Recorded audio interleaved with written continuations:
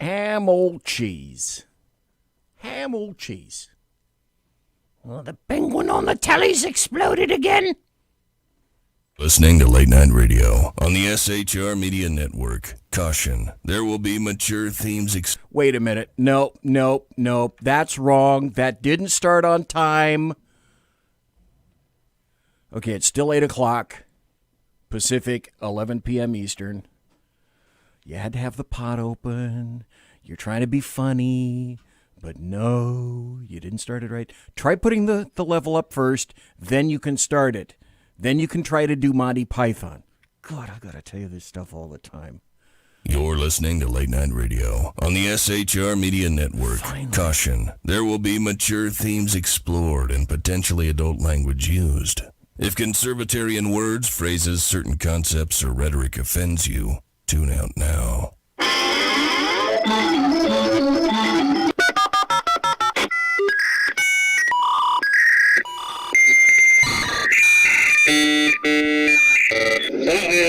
Guess what day it is? Guess what day it is? Huh? Anybody? Julie, hey, guess what day it is? Oh, come on, I know you can hear me. Mike. What day is it, Mike? Magnificent bastard, I read your book. I drink your milkshake. How dare you? I call that bold talk for a one-eyed fat man. Fill your hand, you son of a bitch! Captain. No, not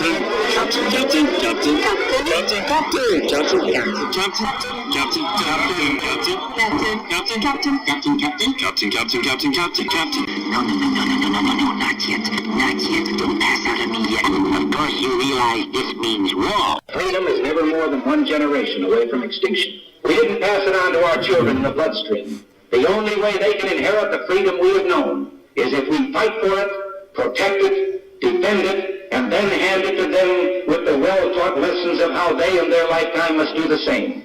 And if you and I don't do this, then you and I may well spend our sunset years telling our children and our children's children what it once was like in America when men were free. I have come here to chew bubblegum and kick ass. And I'm all out of bubblegum.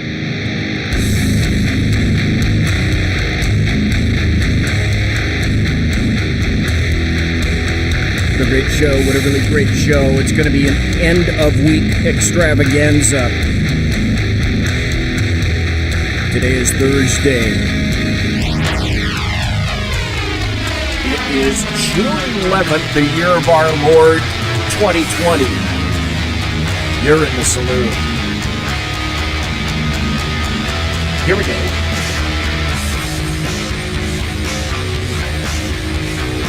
Ladies and gentlemen, boys and girls, children of all ages, welcome to BZ's Berserk Bobcat Saloon radio show, where I'm broadcasting behind enemy lines in occupied California, always spell it with a K, mere 2 miles east of the locus of evil, on the entire left coast, the Bill Mill, the belly of the beast, the Capitol building in downtown Sacramento at 10 Pinell Street Square. Late at night, you can hear the death of common sense and its concomitant wail as it wafts from that petrifying edifice. Late at night, when I exit the plush, resplendent, sumptuous, palatial, and effulgently bulbous SHR Media Studios, I'll be smelling the odoriferous stench of sulfur, brimstone, and evil emanating from that mentally destitute column structure aforementioned. What you're about to hear tonight for the next 2 hours consists of my opinion and no one else's because of the fear porn that has gripped this nation.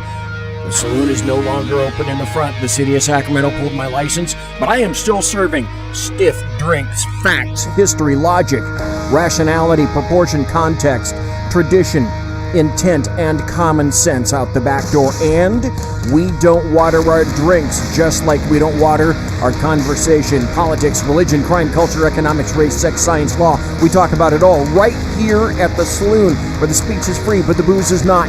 It's 2020, and I am done with compromise and bipartisanship. This is war. This is the new age of modern political warfare against leftist Democrats and the American media maggots. They all want you dead. And I say, not me, not today. We are at the cusp of losing this nation, folks. And if we lose her, there's no other nation to fill the bill. And it really is as simple as that. Already in SHR chat, we got Mike and Jack and the Alaskan. I haven't pulled up Facebook yet to see what's happening there. You know, I might want to turn my headphones up just a little bit. And I also might want to say hello to Ken McClinton. Sir Ken of McClinton, are you there, senor? Sir BZ, thank you, sir. I appreciate you having me here tonight. Here's what we're going to do, ladies and gentlemen. I have a full 2 hours. Ken is welcome to stay for 2. If Ken has to go after 1, completely understandable. But I wanted to, what I've got set up for tonight is an SHR Media special report. It's about defunding the police, and it's about the coming balkanization of America. If we don't stem this shit right now, it's going to go like a woodland fire from west to east and all points in between. Even before I get into this, and I will introduce Ken in just a moment, these are times that I have never seen before. As I say on my show, Freudian. Okay, I know what you're thinking, Ken. I know what you're thinking. Darn you. I'm pushing 70, but even in my advanced, decrepit age, I have never seen anything like this. What is happening now in the United States of America is similar to what you would experience in a third world country, and or worse. And essentially our cities look like third world countries. I've compared them to beautiful downtown Stalingrad in World War II, or more recently, beautiful downtown Mogadishu, which is what leftists and Democrats and the American media maggots and now Antifa and anarchists, they've got that in your future. So, Ken, before we get going, here's the deal. I know for a fact that Facebook has been stepping all over me. I was up to about anywhere from 8 to about 10,000 folks. And magically, over the past couple of days, I've seen it dribble down to like 50, 100, 200. So, folks, I know you're out there. I know you're listening. And I know you can hear me. So thanks for listening. It's just that, in the past day, I've only been stepped on 3 times by Facebook as well. Because, Ken, did you know that to call Americans stupid is hate speech?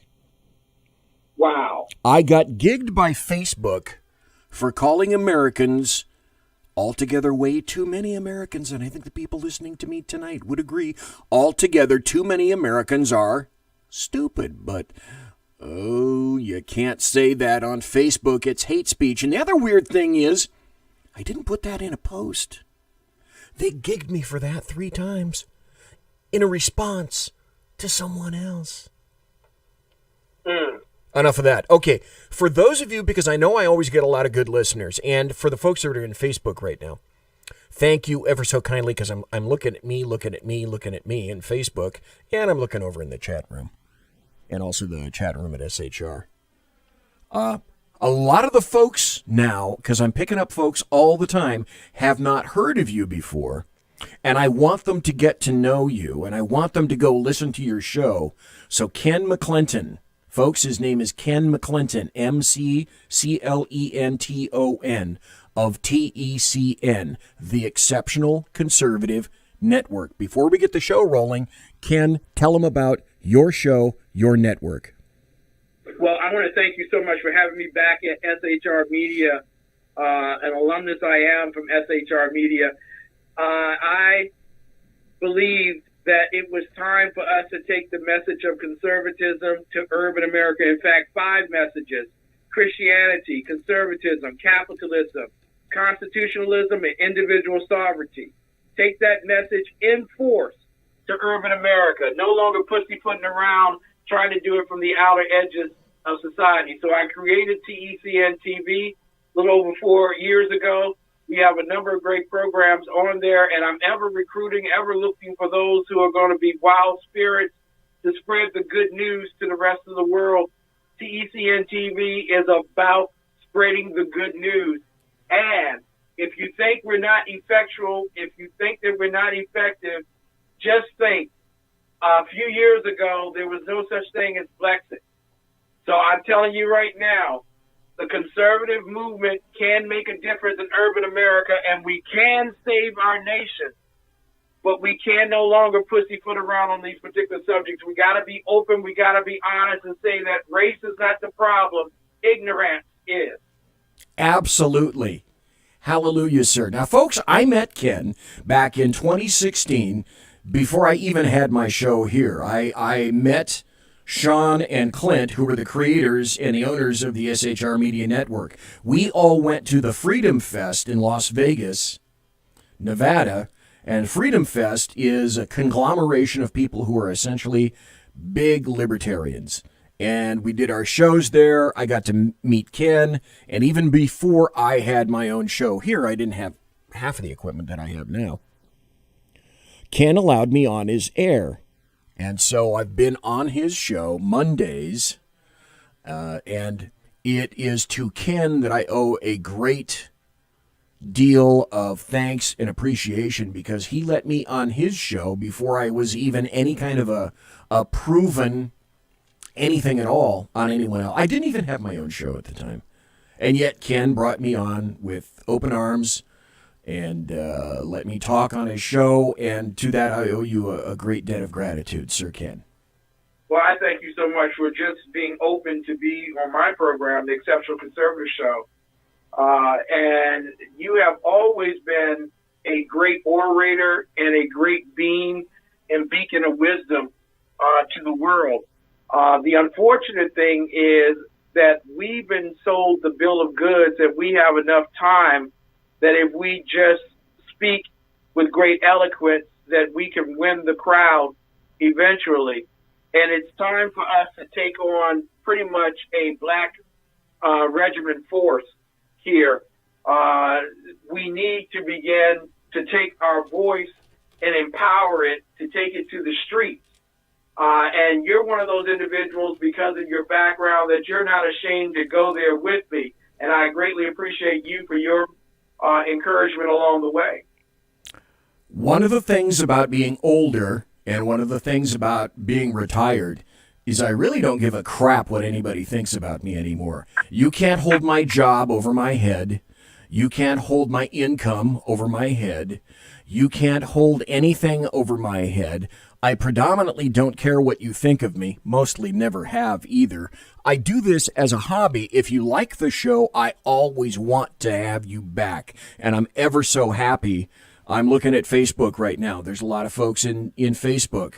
I'm looking at the folks in SHR. I got a new person in chat. Leslie, welcome, and thanks for being here.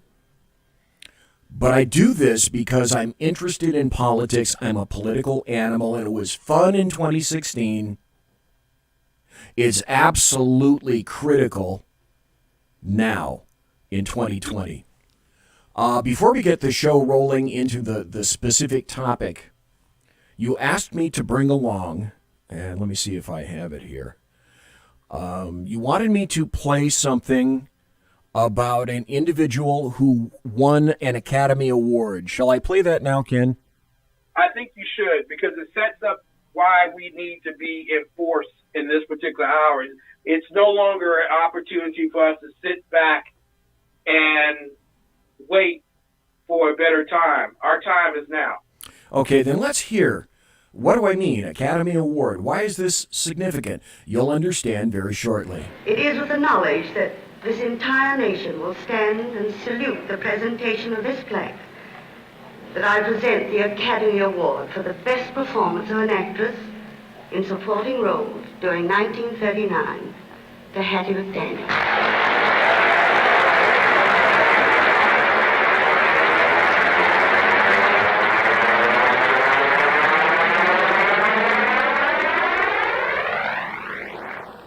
Academy of Motion Picture Arts and Science, fellow members of the motion picture industry, and honored guests. This is one of the happiest moments of my life. And I want to thank each one of you who had a part in selecting me for one of the awards. For your kindness, it has made me feel very, very humble. And I shall always hold it as a beacon for anything that I may be able to do in the future. I sincerely hope I shall always be a credit to my race and to the motion picture industry. My heart is too full to tell you just how I feel. And may I say thank you, and God bless you. Now, that is the 12th Academy Awards in 1940. Ken, why do you believe that's significant?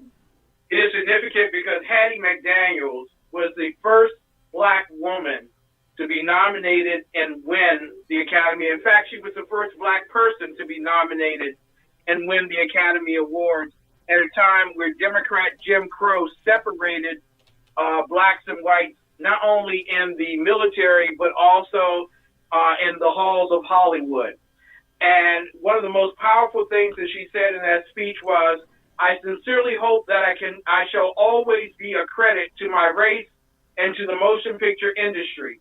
Well, not only was her race rejecting her the other day, but so did the motion picture industry, in which Netflix decided that Gone with the Wind was too inflammatory for people of our genre, for people of our age to watch. And thus they would take it off of the air.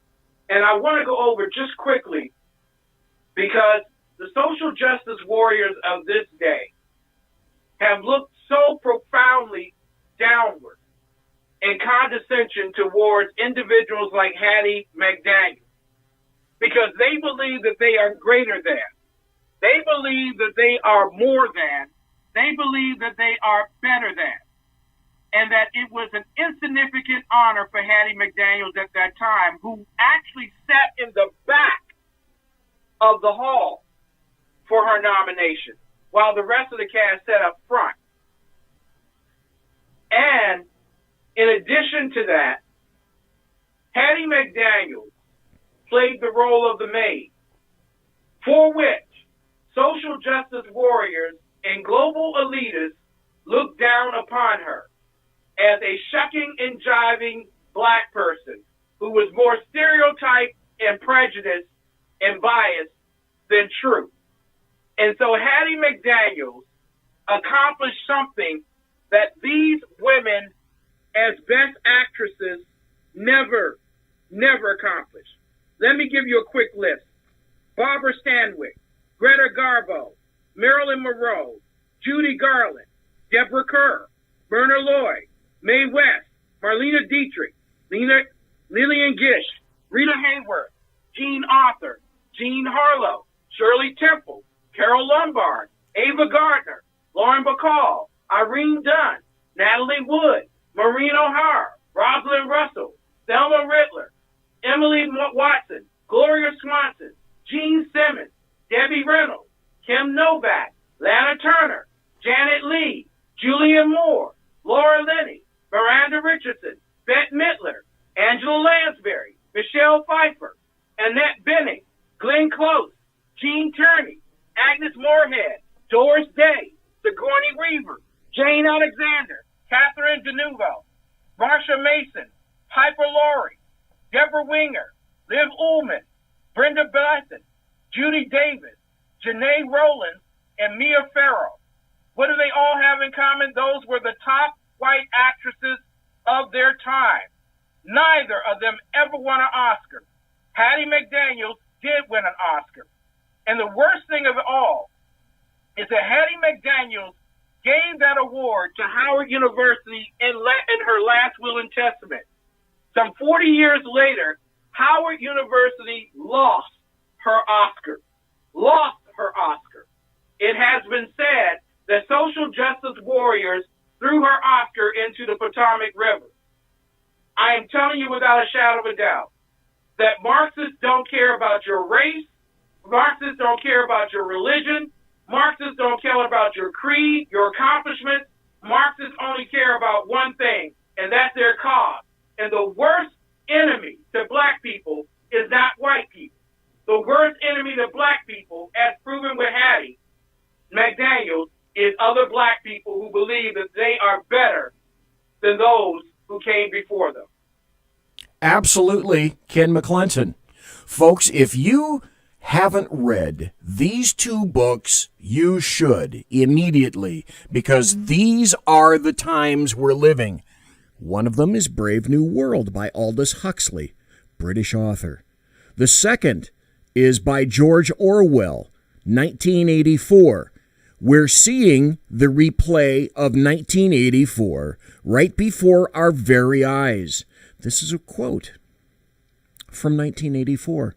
You tell me, folks, if it sounds similar to something that's occurring today.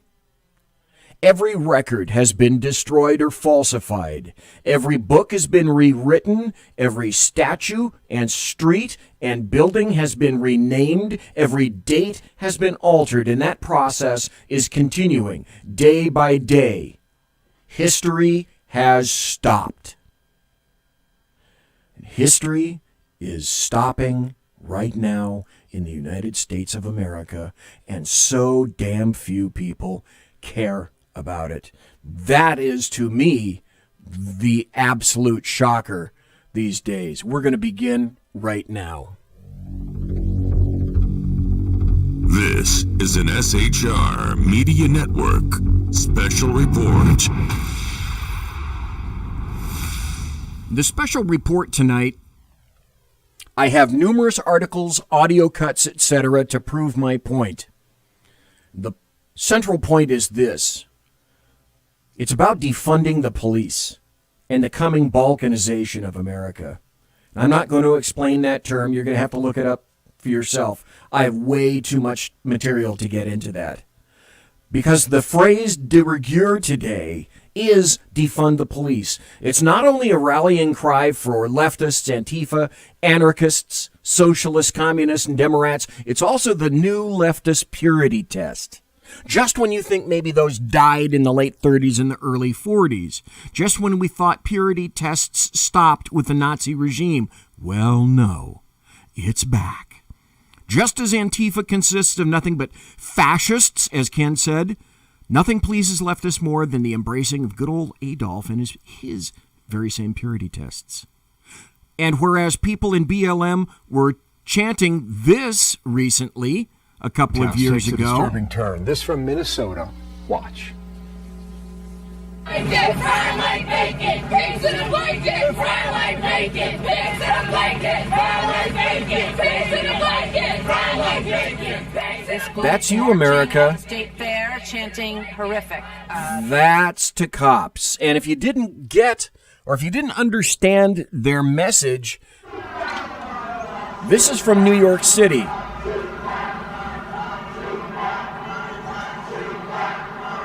What do we want? Oh, they'll start that.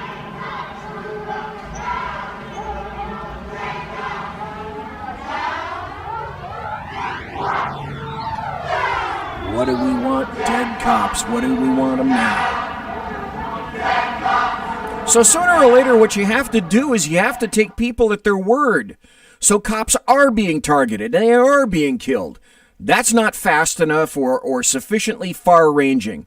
Why not just cut off their funding?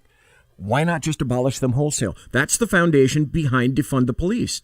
Well, the interesting part is, while everything else in terms of government budgets has skyrocketed, I made kind of an interesting discovery.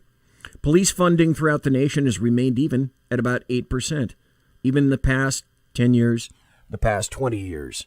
But now it's time to defund the police. Let's start at the start with an assumption that will place me in jeopardy with most every member of the LDAM, what I call the leftists, the Democrats, and the American media maggots, as well as most every anarchist around, and that's this. Well, first, before I make my statement, let me ask you, Sir Kenneth McClinton, is there systemic racism in the United States of America? Hell no.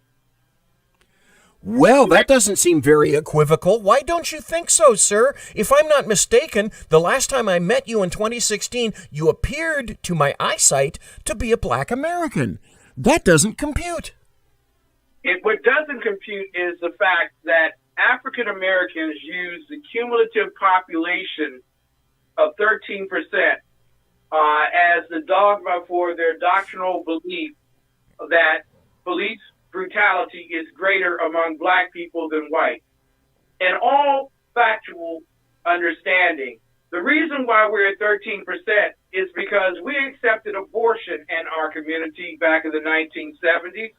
And as a result of that, when we had a population of 20% at that time period, it has now fallen to 13%. In addition to that, we're more likely to die from the bullet of a black person than we are from the bullet of a white man or from a white police officer. Black on black crime and white on white crime are equally very high. However, in cities like Chicago, more black Americans have died from violence perpetrated by gun criminals than those who died in Iraq and Afghanistan combined over the 10 years that we've been in war there. The simple matter of fact is that our greatest threat is not white America. We are not a racist nation at this particular point. However, the greatest threat is in black America, where we have bought into Marxism, socialism, and communism, all isms which are dividing us and giving us the idea that another man's work is of my great value and that it must be redistributed to me. It must be taken by force, if not given by charity. And so we have watched as our families have fallen from 80% of fatherhood, motherhood situations into single motherhood or single parent situations. In the District of Columbia, 80% of our children are actually part of the criminal justice system. So I ask you, sir, what white man knocked on my door and told me to leave my woman after I gave birth to a child? What white man knocked on my door and told me not to go look for a job? What white man held a gun to my head and told me that I would never become anything? I assure you that has not happened in black America, and thus we do not suffer systemic racism. Can I give you the name of a white man that did have, in my opinion, something greatly to do with the devolvement of the once very nuclear black family? The initials would be LBJ, His Great America. Lyndon Baines Johnson, who promised with the Civil Rights Act of 1964 that we would actually be voting as black people for the Democrat Party for 200 years, but he never referred to black people as black people. No, or color. He didn't. He used the term nigger. And you know what? He's right. He's absolutely right. Black people have been in droves voting for Democrats since FDR, Franklin Delano Roosevelt, where we have given up our liberties and our freedoms on the promises of security from government. And I want you to know right now, there is a check that has not been written by government that will sustain the price of giving up our liberties and our freedom. Living in gun-free zones has ended up killing a whole lot of black people. Living in areas where affordable housing is available has opened up a door to a lot of individuals living in Section 8. So I'm telling you without a shadow of a doubt, a lot of promises have been made, but they are not kept in exchange for the liberties and freedoms that we give up. I would rather a man live in poverty with his freedom than to actually live in wealth with his dedication and devotion to a state that owns him. I have so much material tonight, folks. What I'm going to do is I'm going to forego all of the promotions that I normally would schedule. Essentially, what I'll do at the top and bottom of the hour is just give you a reminder as to where you are right now. Conservative media done right. You're listening to the SHR Media Network. And so I don't believe there's systemic racism in America. I believe what we have, however, is a congealed glop of Americans cowering, I should say, before a movement that they know, as has been proven most recently, these things can break them individual and collectively because most people are good-natured, but moreover, cowardly. There is racism, but it's also a two-way street. All paint jobs can be racist. Blacks too. Listen to the rhetoric. Said it before. I'll say it again until the day I die. No one is equal until everyone is equal. Well, wait. What about that Orwell dude? Didn't he also say in Animal Farm, you know, all animals are equal, but some animals are more equal than others? Here's another strange conundrum, Ken, that I've never quite understood. Leftists and the Democrats control just about every major institution in America. Let's go through that. They control mainstream America, check. They control academia, check. They control the bulk of many administrative governments, check.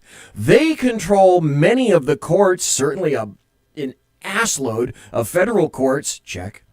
They control Hollywood, check. They control big tech, check.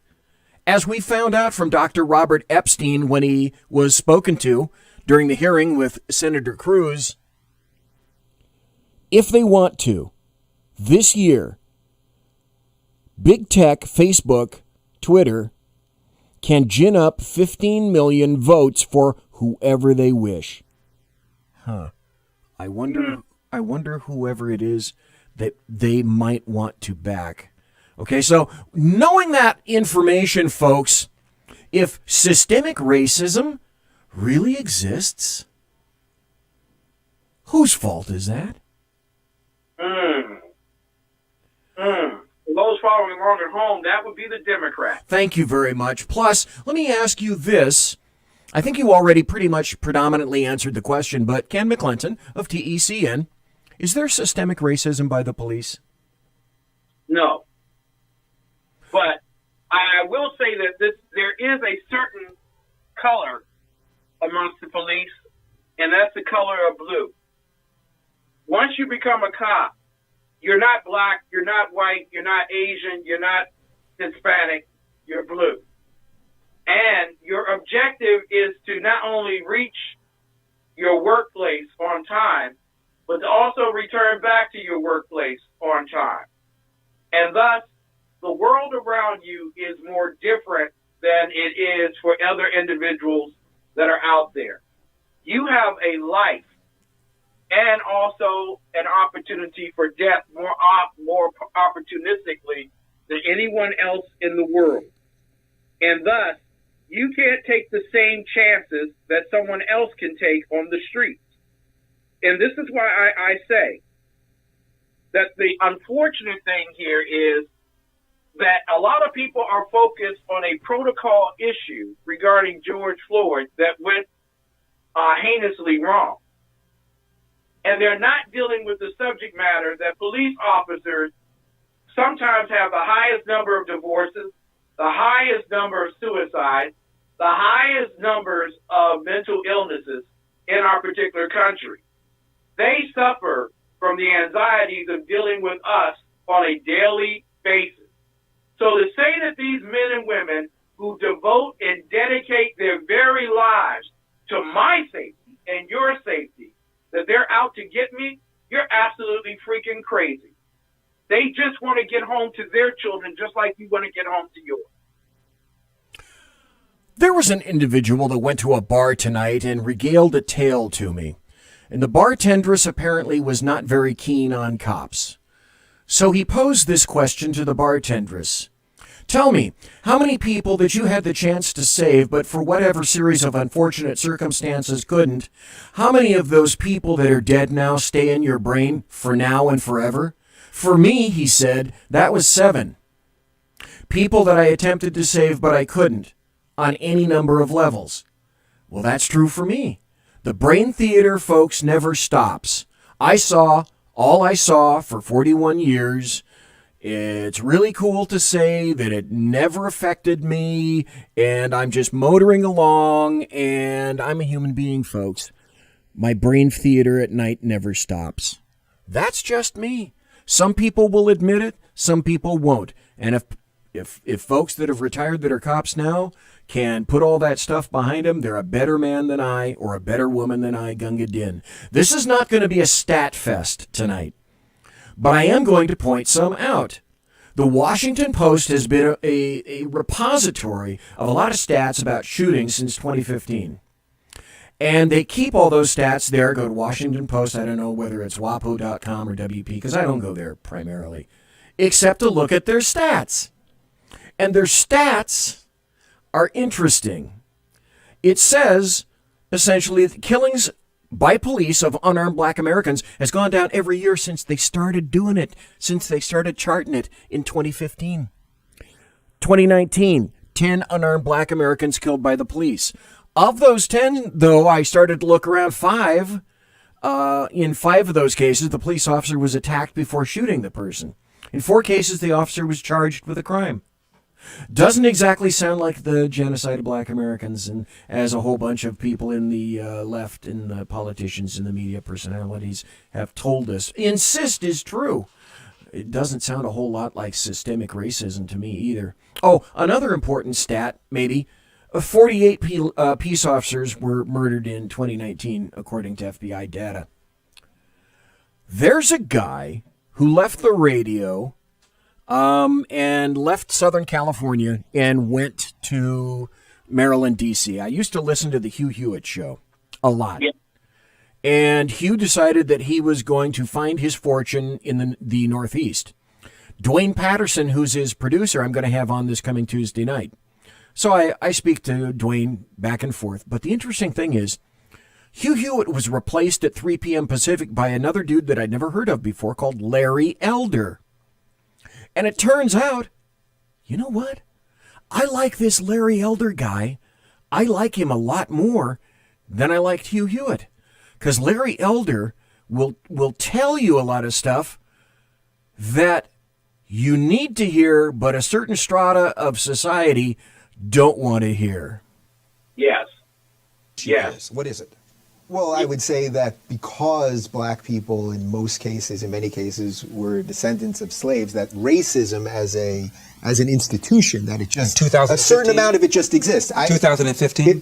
Give me the most blatant racist example you can come up with right now. I think you could probably find evidence that, in general, cops are more willing to shoot if the perpetrator is black than white. What's your basis for saying that? Last year... Well, look, I know a lot of people would say, look what's going on in Chicago. I know what they would say. Yeah. I'm talking about what the facts are. 965 people were shot by cops last year and killed. 4% of them were white cops shooting unarmed blacks.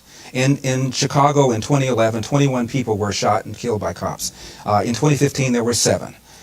In Chicago, which is a third black, a third white, and a third Hispanic, 70% of the homicides are black on black. About 40 per month, almost 500 per year last year in Chicago, and 75% of them are unsolved. Where's the Black Lives Matter on that? The idea that a racist white cop shooting unarmed black people is a peril to black people is BS. It's complete and total BS.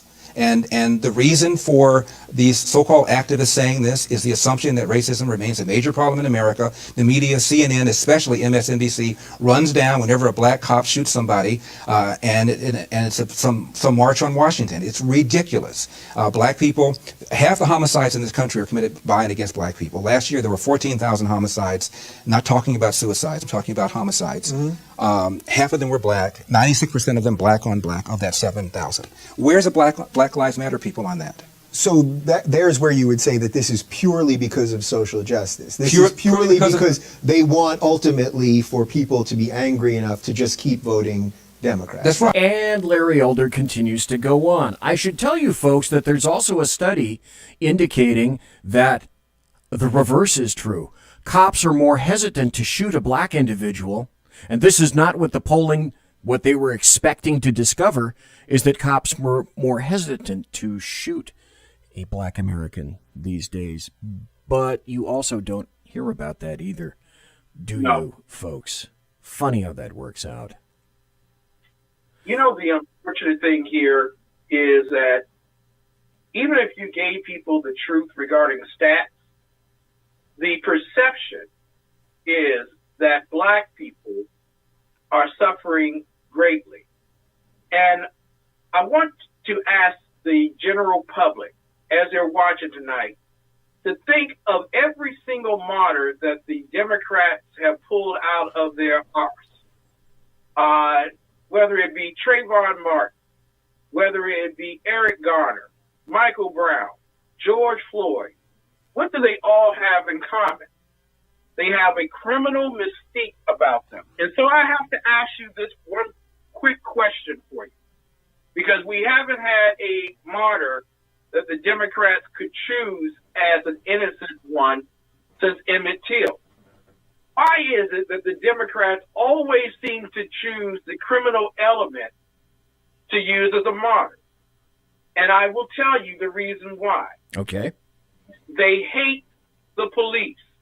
The police to them are the problem. Not the good police, not the bad police. The police are the biggest problem. Because the police are responsible by oath of upholding the Constitution. The Constitution which says that we are to form a more perfect union, meaning that we are not perfect, but we're seeking it. Thus, in a sense, our justice is built upon the framework of evidence, of finding people based on that evidence innocent until proven guilty, and thus making certain that the court system works in our behalf. Unfortunately, if you hate the police, you don't like the criminal justice system or any other justice system. You prefer the public opinion system based thoroughly on fear and violence, which is upheld by the criminal element. The Democrat Party, the mob, is akin to the criminal element. They seek to do that which is best in the eyes of the criminal element, and they seek also to defend themselves against the police at all odds, including defunding the police. The police are the enemy because they represent the enforcers and protectors of the U.S. Constitution. And as long as they are the enforcers, there will be an intent for them to get rid of the police altogether. Just ask the First Lady of New York City, which she said this evening, her greatest ambition is to not have any police at all. Why do you not have police? Because then you can have tyranny and you can enforce it with the brown shirts, the paramilitary that are made up of those individuals who happen to come from universities where they have been radicalized, and they will come and they will enforce whatever law works in their best interest. The whole idea is to create separate but equal and to eliminate the police at all costs. The Democrats are working on that once more. They did it with Jim Crow. They did it with slavery. And Lord have mercy, they will try to do it again with defund the police. That's absolutely true. Then we have what I have called for years, I've called the GAUPs. So on any of my social media, if you happen to hear the acronym on my show or in any of my social media stuff, GOWP, GAUPs, those are guilty, overeducated white people. And now we have what I call the WCM, because there aren't any adults in the room anymore, so we're being guided and directed by the woke child mob. And the woke child mob lives large in major leftist cities. What they're doing now is, people are scared of the mob. Corporations, they lack courage. Individuals lack courage. Governments lack courage. Most of the politicians in D.C. lack courage. They can't or they won't stand against the mob. And the mob demands obeisance. They demand kneeling. They demand genuflecting. They demand prostration. And most recently, they demand foot washing. Foot washing. Not kidding. Here are people in red shirts demanding that cops kneel and wash the feet of BLM protesters. Number one, in terms of officer safety, that's a really, really stupid idea. But you have to understand you never kneel for the mob. You never capitulate for the mob. You never acquiesce for the mob, because it will never, ever, ever be enough for the mob. So one fine day recently, BLM, or what they said was a BLM individual, followed this little white chick, and they confronted her on the street. And, well, this is what happened. Hey, excuse me. I work for Black Lives Matter. I'm sorry. I work for Black Lives Matter. I'm sorry. He works for Black Lives Matter. By the way, if you're looking at the video like I am, this is a white guy. That I scared you. But since I work for that company, my CEO has told me to come out today and to bring you on your knees because you have white privilege. So if they see that a white person is getting on their knees, that shows solidarity for the situation. And could you just please apologize for your white privilege? Listen. Just apologize. I'm trying to think of the right words to say because that's a big thing to say. It's big. It's large in this country. I'm incredibly sorry. With this country, we have that President Donald Duck, that clown in office. He's brought a lot of bigotry, and you're not a part of it, right? No. And so, just... Okay, you have a great day. That is about the stupidest white female that I've seen in a really, really long time. Hey, Ken, I'm sure you'd bow or kneel to somebody on the street, wouldn't you?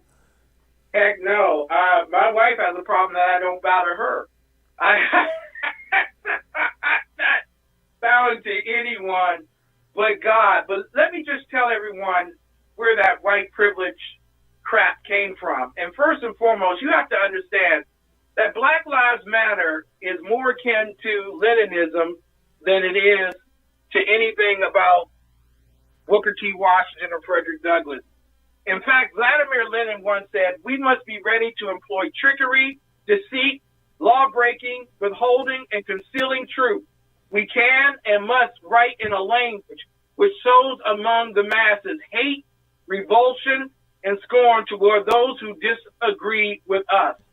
It all goes back to the whole concept of Noel Ignatieff, who was a student of Derek Bell, who created the whole concept of the critical race theory, which contends that America is permanently racist to its core, and that consequently the nation's legal structures are, by definition, racist and invalid.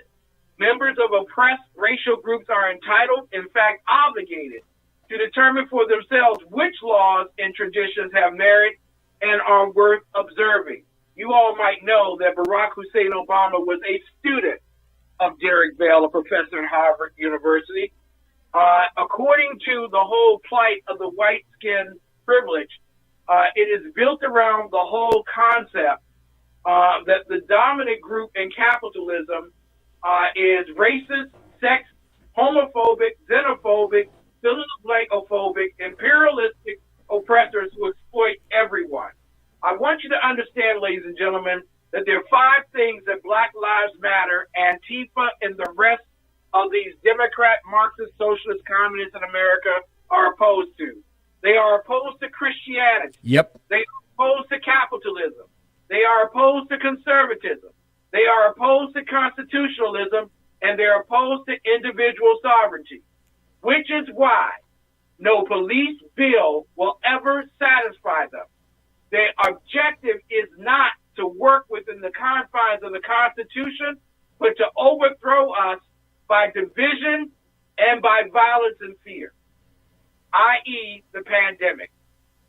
Well, it's what I happen to call fear porn. Here we go in New York City.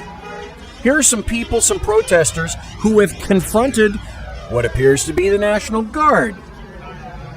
We have National Guard morons kneeling. This is absolutely This is beyond me. I don't get this. I don't understand it at all. No one should be kneeling. No one should be kneeling. I'll say it again. Never kneel for the mob. Never kneel for anyone except the Lord. Never attempt to appease or to capitulate to the mob. And here's one of the foundational precepts that we now know is the major difference. You know, people are talking about, Ken, they're talking about bipartisanship and compromise. And at the beginning of my show, I say that, as far as I'm concerned, bipartisanship and compromise is out. You cannot compromise with these assholes. You cannot appease them. You cannot capitulate to them. It cannot be done. There will always be more demands to be made. Kneeling is just one. Prostrating yourself out, laying yourself down before the mob like a police chief did is beyond embarrassing. I am embarrassed for altogether way too many aspects of law enforcement these days. Mostly chiefs of police, not sheriffs, because sheriffs are elected, and their deputies actually honor the Constitution and the Bill of Rights. It's a sad, sad state of affairs. You know, I want to ask you here, BZ, when it comes to the military, why do you think it is so important for them to pronounce their antithesis towards the Commander-in-Chief publicly? General Milley, the Secretary of Defense, Esper, why do you believe it was so important for the military to bow before the radical leftists? I think it's because we have, and this is again purposeful, certainly, and I'd like your opinion of this after I make mention. After 8 years of Barack Obama, I know we had essentially a pogrom within the military, and a lot of good military people who couldn't stand Obama and his edicts and he was social engineering the military. The people I was told that were still good, they left in fleets, in droves. And what you have left are those people who are the result of all those various programs. We talk about how good these military folks are. Some people have even been saying something to the effect of, the underlying subtext is, well, the military might be planning something against Trump. I can't say as I believe that necessarily, but when you cannot see how America is on the cusp of life or death right now, and then you decide that you're going to throw your hat in the ring for chaos, I don't understand that aspect. I will concede this part. I go by Trump in terms of what he does and not what he says. He is frequently rude. He is crass. He's a New York guy. I'm not a big fan of loud New York people. Okay, all the people that are listening to me in New York. Okay, I apologize. No, I don't.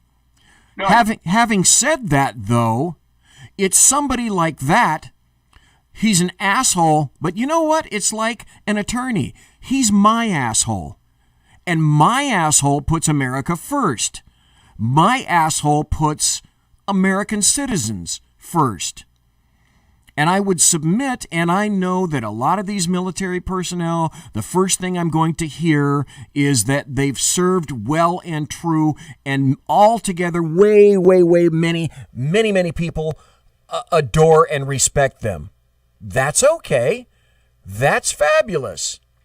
But it also gets down to the factor of what was expected of me, which is, what have you done for me lately? That was always my threshold at work. Mm-hmm. Well, what have the military people done for us recently? What has Lindsey Graham done for us recently? What have the Republicans done for us recently? Bipartisanship and compromise. Ken, what's the compromise with abortion? There is no compromise. What's the compromise for free speech? Because it seems like free speech is also binary. You either have it or you don't. Leftists don't want you to have free speech. Well, we can there's a compromise in there somewhere, isn't there? No, there's no compromise. There is either freedom or tyranny. There's no middle ground. And so I want to say this to you, BZ. I think Donald Trump is one of the most brilliant visionaries in American history because he put on display through the pandemic and through the race riots, because these were race riots. He put on display the simple fact that every cultural institution in America has been infiltrated by Marxists, by socialists, and by communists. That literally, from the White House to your house, individuals have infiltrated our nation, and you are either going to be at war very soon, or you shall be one of the coolies pulling one of the truckloads of stones from out of a rock yard somewhere in America. Ladies and gentlemen, the Marxists are on the march. This is the march of history. They are not interested in a damn police reform bill. They want to conquest America, and they will do it by any means necessary. Leslie in chat. Now, folks, I have to apologize up front because I'm looking at all the equipment around me right now. I'm seeing the video that's going on. I'm noticing that people in chat are saying that it sounds like video is phasing in chat, phasing in Facebook, that they're having difficulty listening to Facebook. It's not as listenable as it's been in the past. I hope that's not happening in Spreaker right now. And a lot of the folks that were in Facebook have gone over to Spreaker and they're in the chat room. Speaking of the chat room, Leslie in chat has said, I sure hope so. If our military is doing this, we're screwed. Well, I want to make this observation. The military was the focus of a social experiment. The military primarily exists to break shit and kill people. And if you're not in a mindset of killing people and breaking shit, don't apply the military. It's pretty simple. But more and more the military have been applied like butter on a bad sandwich to solve social issues. They don't exist for that. That's not their purpose. So, sub rosa, we've also been attempting to undermine the military and bring them into what people would say is the 20th century. 21st century. Exactly. No, the military exists to defend the United States of America. But the experiment continued, and the military specifically under Obama, the military learned this. And if you beat them enough, they finally learned the lesson. The lesson to be learned is, if your sit reps, if your reports, if your evaluations of your job performance aren't stellar, and if they aren't in keeping with the Barack's great plan, you're not going to get promoted. The people that weren't interested in polishing the knob of social engineers are the people in the military who left, leaving all those others behind. Yes, the military is very similar to police right now. So am I pointing my finger and damning military people? No, I'm not. What I am doing is I'm saying the same problem that law enforcement is having right now with its administrators, with its cowardly, craven administrators, is the same problem that the military has been having for quite some time. Leftist Democrats already know that they have almost fundamentally changed the American military. Because you don't get ahead and you don't promote unless you are conforming to the big social engineering project. There are military men and women who are doing a great job for America. I submit it's the alleged leaders of the military translated to the leaders of law enforcement who are letting their troops down. And now, here's another thing that I throw out for your consideration, Ken McClinton. Yes, sir. We would not have found out where everyone lies and the true nature of themselves wouldn't have been primarily revealed had Hillary Clinton been in place right now in the presidency. We wouldn't have known a fraction of the number of people who want to see this nation doomed and taken down. And with President Trump, he revealed that. When people, you have to understand, folks, when people are aiming all their political guns, bias, their recriminations at Trump, they're aiming it at you. I'm going to say this right now. The people that are listening to me, all the rest of the leftists can go to hell. You know who's listening to me right now? Normal people, regular people, people who really like the United States of America, who respect the Constitution and the Bill of Rights. Those are the people that are listening to me right now. I want to remind you, by the way, because I'm not doing promos, this is where you are. Well, that is to say, if I stopped, let's see. Okay. Anyway, I'm on the SHR Media Network. Something is running in the background. I'm going to have to find out what it is. Oh, this is it. Okay. Now I can do it. You know, every once in a while, you have technical problems, and then you solve them so you can do this. Conservative media done right. You're listening to the SHR Media Network. Sean in chat just happened to say this. Oh, what I was going to get to. I know that Facebook is screwed up, and I can't get into chat because the computer is not letting me. My computer over here is not letting me get back into chat. Now, apparently I'm watching what you guys are writing in chat, but the reason that I'm not responding is my little mouse is all locked up. But Sean in chat just said, I do solemnly swear or affirm that I will support and defend the Constitution of the United States and the state of, whatever the state is, against all enemies, foreign and domestic, that I will bear true faith and allegiance to the same, and I will obey the orders of the President of the United States and the Governor of, insert name here, and the orders of the officers appointed over me according to law and regulation, so help me God. Predominantly, who rules over that, in my estimation? The U.S. Constitution and the Bill of Rights. And the reason I say that, folks, and especially for the law enforcement officers that are listening to me here tonight, for those who may be new, welcome, bless you, thank you for being here. But you folks know that there are two types of law. There is malum in se and malum prohibitum. Now, malum in se are crimes that by in and of themselves are wrong. Malum prohibitum changes. Malum prohibitum are laws that are written, fall away, rewritten, but malum in se essentially means that it is fundamentally wrong on its face. And you can't tell me, unless you're a psychopath, that people don't know inherently within themselves what is wrong. Whether it's a crime, whether it's not a good thing to do. All those cops who are not supporting and taking care of the people that were involved in the riots, Berkeley PD, UCD Berkeley PD, San Jose, portions of Sacramento Police Department.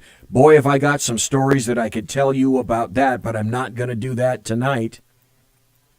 All the cops who stood by in the various riots in these leftist cities and did nothing. You think you can get away with that? Because somebody told you not to, your lieutenant or your captain? I hope you take all that shit to bed with you at night. I have. Mayors ordering you to do or not do something falls into malum prohibitum because they say it's wrong. And you fundamentally know it's wrong yourself. So you have choices to make in the military and in law enforcement. I always told my trainees, do what's right. There isn't any, unless you're a psychopath, there isn't any cop who doesn't know what's right. and I've been chatting on social media about cops. We have our orders from our chief.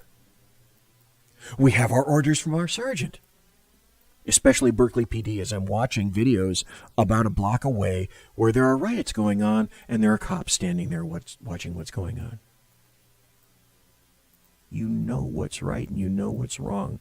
And all these assholes standing up in the military, the administrators, they know what's right and they know what's wrong. They're choosing to make those decisions. Exactly. I want to say here, BZ, fundamentally two things. Donald Trump revealed through the pandemic and through the race riots that he can't do it all by himself. No.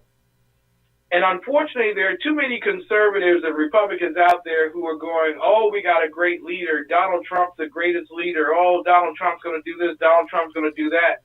Donald Trump revealed to you that this war is too broad for any one man. So literally, you're going to have to clean house where you are. You're going to have to get rid of all of the itinerant Marxists that are in place. You're going to have to get rid of all of the soft Republicans that are in place. Because if you don't, your Constitution is only a few years away from being overthrown. The second thing I want to say tonight is a lot of people have confidence in Facebook and YouTube. And I want you all to know tonight that a video that I did last night with James Simpson regarding the Reds taking advantage and exploiting blacks through Black Lives Matter was blocked by Facebook. It's not the first time that we have been synthetically abused by Facebook through social media. One of the major reasons why I started TECN TV is to remove my dependence on social media at large, because it is nearly a leftist tyranny of its own type. So if you are watching tonight and you watch how Facebook worked, where we had a large crowd of people watching and then all of a sudden it went down to one person watching, I want you to understand that that was done purposely, and it may not necessarily be any equipment you got.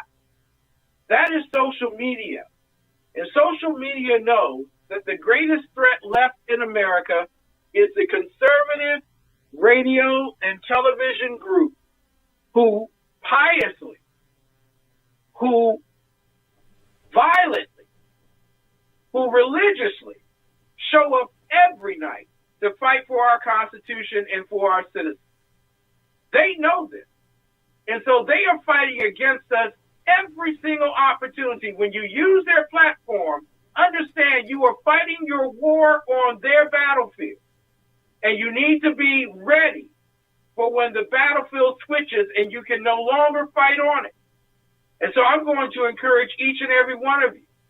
You need to find your platform, so that you'll be able to communicate without any indiscretion, without any inhibition, and without any interruption from the external forces, so that the people who are watching you and depending on you can do the work that needs to be done to change America.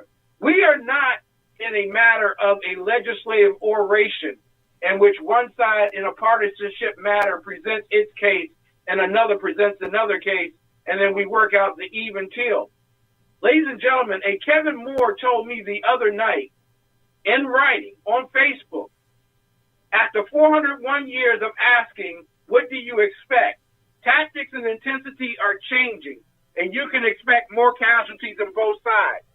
That was based on a story where 15 people died in the protest, and actually it's up to 19 now, died in the protests and riots following George Floyd's death. They don't see you. Social media doesn't see you as just someone that they can make money off of. They see you as a direct threat. A direct threat, absolutely. Otherwise, do I think and surmise, like you do, that I built up my audience to 3,000 to 10,000, and overnight, you all went away? You hate me. It must have been my last show. It must have been the fart you couldn't smell in my studio, but Sean over there certainly did. Or it must be my bad breath, or my onions, or the garlic. Overnight, I've lost all of these listeners. I don't believe it. I think Facebook is throttling people.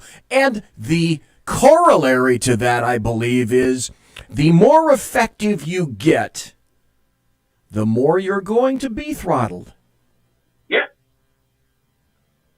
So it's almost like a gold plaque on the wall. Look, I've been throttled by Facebook, which means that, hey, you're winning. I've had cancer 3 times. Invariably, every doctor that I've talked to has said something similar to, you know what? If it doesn't hurt, it ain't working. You know what? If you don't feel sick and you don't feel really bad, it ain't working. Doctor, I feel like hell. Guess what? It's working. Listen, if you haven't been banned by Twitter, by Facebook, by YouTube, if you haven't been banned by any of them, then you're not doing it right. Yeah, you're not doing your job. Well, let's talk about DTP. Let's talk about defunding the police. Because what we know now is the mayor of Minneapolis, Jacob Frey, prostrated himself in front of a ton of people. The leftist purity test started with him. They demanded that he would acquiesce and say, yes, I will defund the police.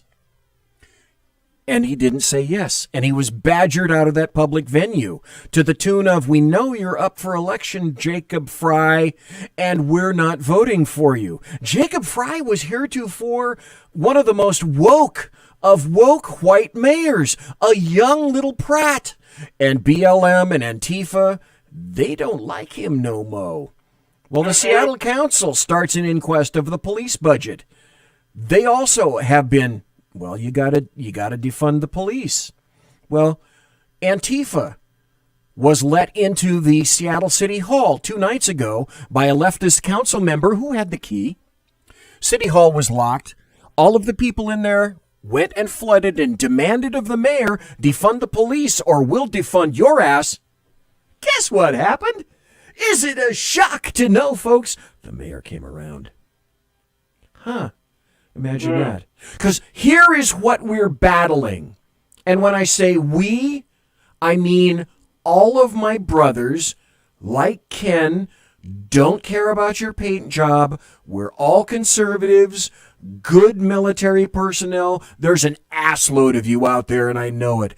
Good law enforcement personnel, men and women. There's an assload of you out there, and I know it. The people that are corrupt are the administrators, the folks on the top. But we're all in this together, and it doesn't make a difference whether we're black or white, because these frequently are the results. Look at them. Looting, and they gonna say it's the black people that's looting. It be the white people. Get the fuck out! Get the fuck out! They about to bust in that shit! Stop being stupid! Get the fuck out right now! We're not here to loot! We're not here to loot! Get the fuck out!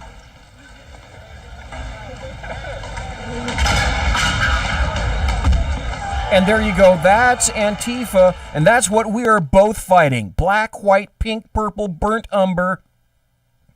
The LA City Council, by the way, has also said that they're going to seek to defund the Los Angeles Police Department $150 million. $150 million. By the way, folks, like I said on Ken's show on Monday, hey, all those 300 to 400 vehicles that were burned, ripped apart, set aflame, or destroyed all across the nation, those cars aren't coming back. They're about $40 to $45 to maybe $50,000 a piece. They aren't coming back. And if you defund the police, they aren't coming to help you either. LAPD is going to get defunded, they say, to the tune of $150 million. Here's a quote from a city councilman. Our only path forward is to dismantle the systems that are designed to harm people of color. A preliminary cut to the LAPD budget will not solve everything, but it's a step toward being the city we aspire to be. Translated, I'll do the translation. I speak leftist. LAPD exists to harm people of color. There is no other interpretation possible of that. None. $150 million cut. Well, then this individual decided this is LA City Councilwoman Monica Rodriguez. And portions of LAPD reminded her, you know what we do on LAPD? This is so strange. This is weird. Apparently, we vote too. Really? Yeah, and they said that to her. You bow down to Black Lives Matter. These police officers that are out here protecting this city, that protected it from being on fire, if it wasn't for them, this city would be burnt down right now. And you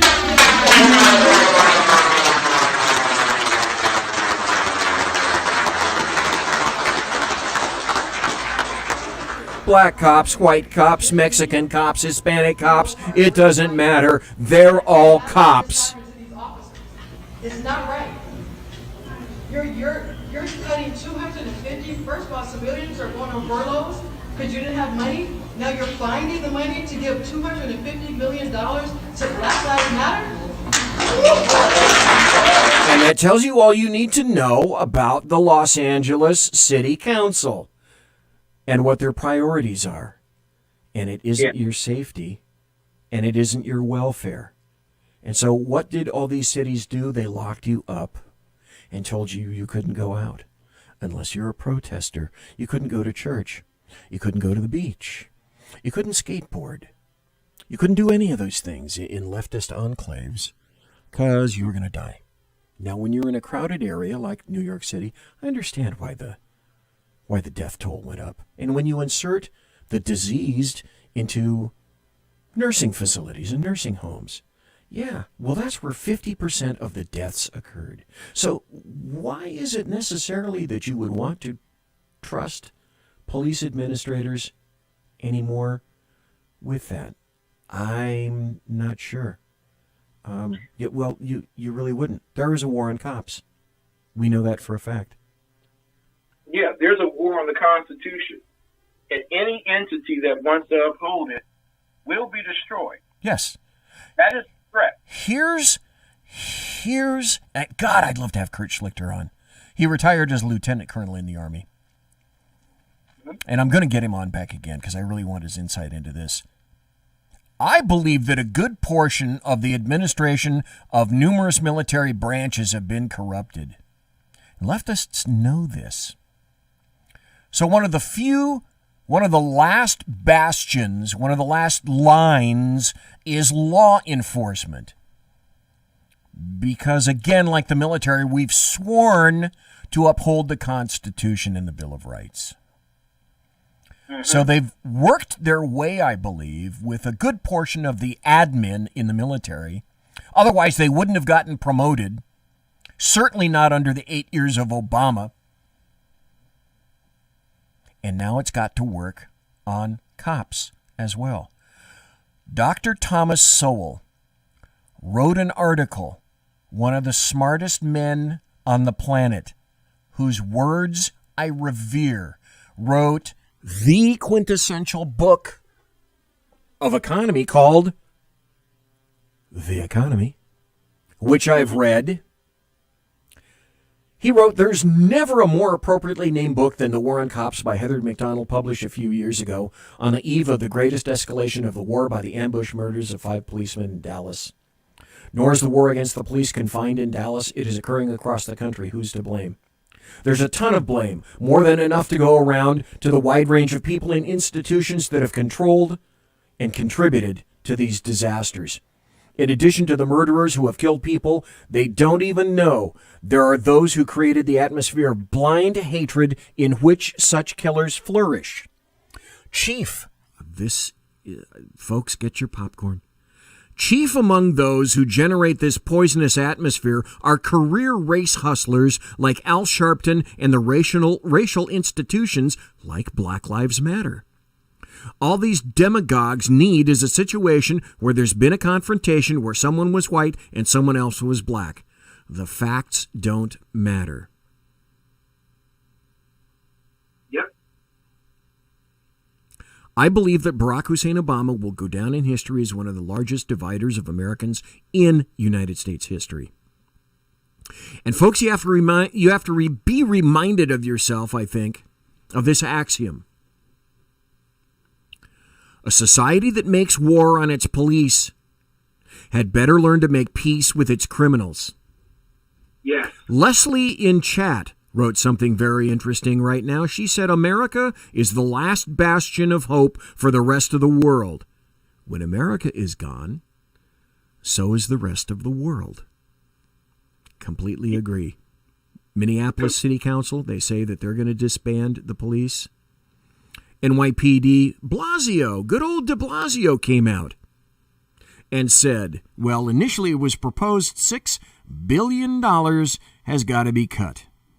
So just this past Sunday, de Blasio said he's going to accede to protesters' demands by moving to shift funds away from the NYPD towards special services, social services. And what that means is, well, he said the details are going to be worked out in the budget process in the weeks ahead. But I want to understand, I want to assure people that we're committing to shifting resources to ensure that the focus is on our young people. You know, there comes a time when you have to take people at their words, and what that, I speak leftist, folks. Let me translate that for you. You older people and the elderly, those who don't vote for me, you can all go to hell. Yeah. But it's not just about, it's very important you listen to this, it's not just about defunding the police. It's about making sure that the police, the tools that they use, cannot be used anymore. Massachusetts lawmaker wants to outlaw the use of tear gas by police. In Denver, federal judge orders Denver police to limit firing tear gas projectiles at peaceful protesters. Listen to what he said. I speak leftist. Let's find out if you do. A federal judge in Denver issued the order late Friday night that limits the Denver Police Department's use of chemical weapons and non-lethal projectiles on protesters, saying that protecting First Amendment rights were more important than protecting buildings. Okay, let me repeat that for those of you who just tuned in. First Amendment rights were more important than protecting buildings. Wait a minute. If you're burning buildings and looting and setting shit on fire, that doesn't mean it's a peaceful protest. But the federal judge, this is federal judge R. Brooke Jackson, an Obama appointee, who said the threat to physical safety and free speech outweighs the threat to property. What's the oath that cops take? To protect what, folks? Life and property. So read that again. The threat to physical safety and free speech outweighs the threat to property, meaning that as far as this guy is concerned, 50% of the responsibility of cops has just been removed, and rightly so. DPT, defund the police, or DTP, defund the police. I broach with you, BZ, two things. Yeah. Regarding DPT, because I'm showing on my screen here at TETN TV a little meme that I put together. It's a message from the defund police industry. The next Friday night that your boyfriend is knocking you and your kids around, then Sergeant Social Worker of our Community Peace Corps will be sent to your home. Mm-hmm. When your family become one again. Yes. You will leave chocolates on your pillow when she finishes. Told you that you did not need police. Now, that's a meme. It's to be funny, but it's a simple fact of the matter that they are trying to convince urban centers, not suburban centers, because y'all got better sense than that. Y'all wouldn't dare do no defunding of police. But to convince urban centers that if you send a social worker out on a domestic violence call, then somehow peace will flow, your family will come together, your boyfriend will stop cheating on you, and stop getting drunk on Friday night, and life will be good all the way around. That's a bunch of bull. The truth of the matter is that domestic violence is probably one of the leading causes of police officers being shot and killed in the first place.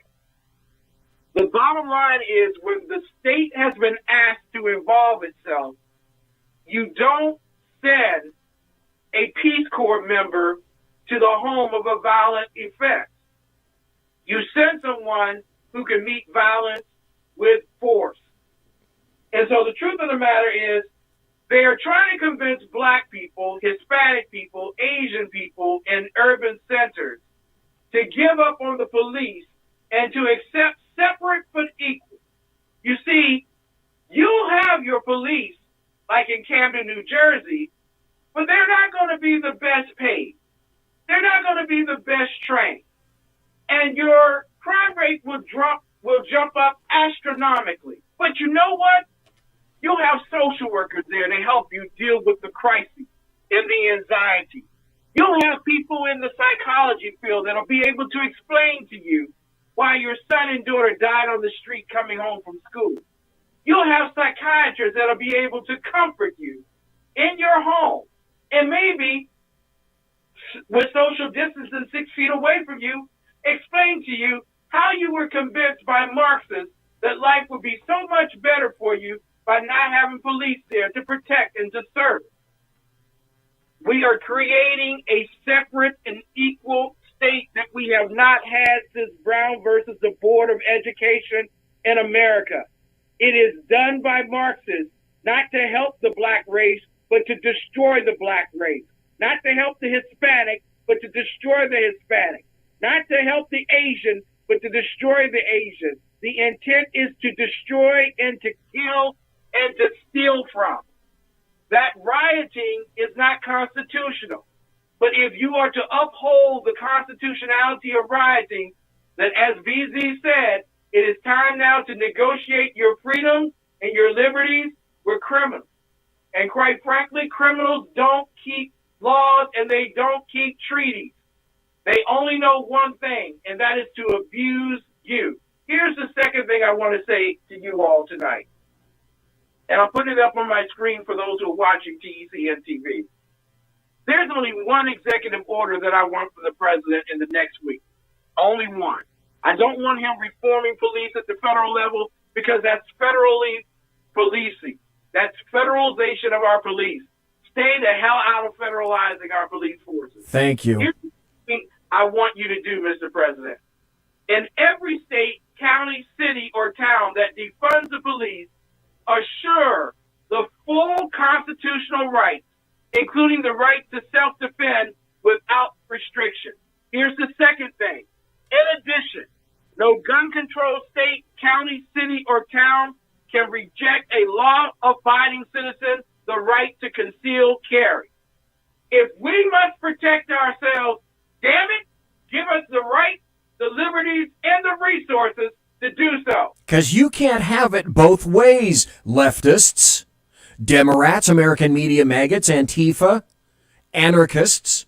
You can't say that people can't pretend themselves, then you defund the police, then you take away the right and the ability and the tools to defend themselves as well. Conversely, it's also about removing police power, police tools, and eventually the police entirely. At this point, because of the defund the police movement, the beginning right now is with budgets and with tools.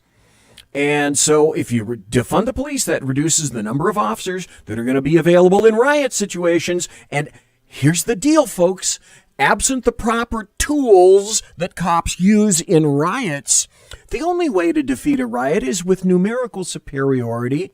Oh, but that's going to end because you're going to defund the police and there won't be as many police officers as there were available.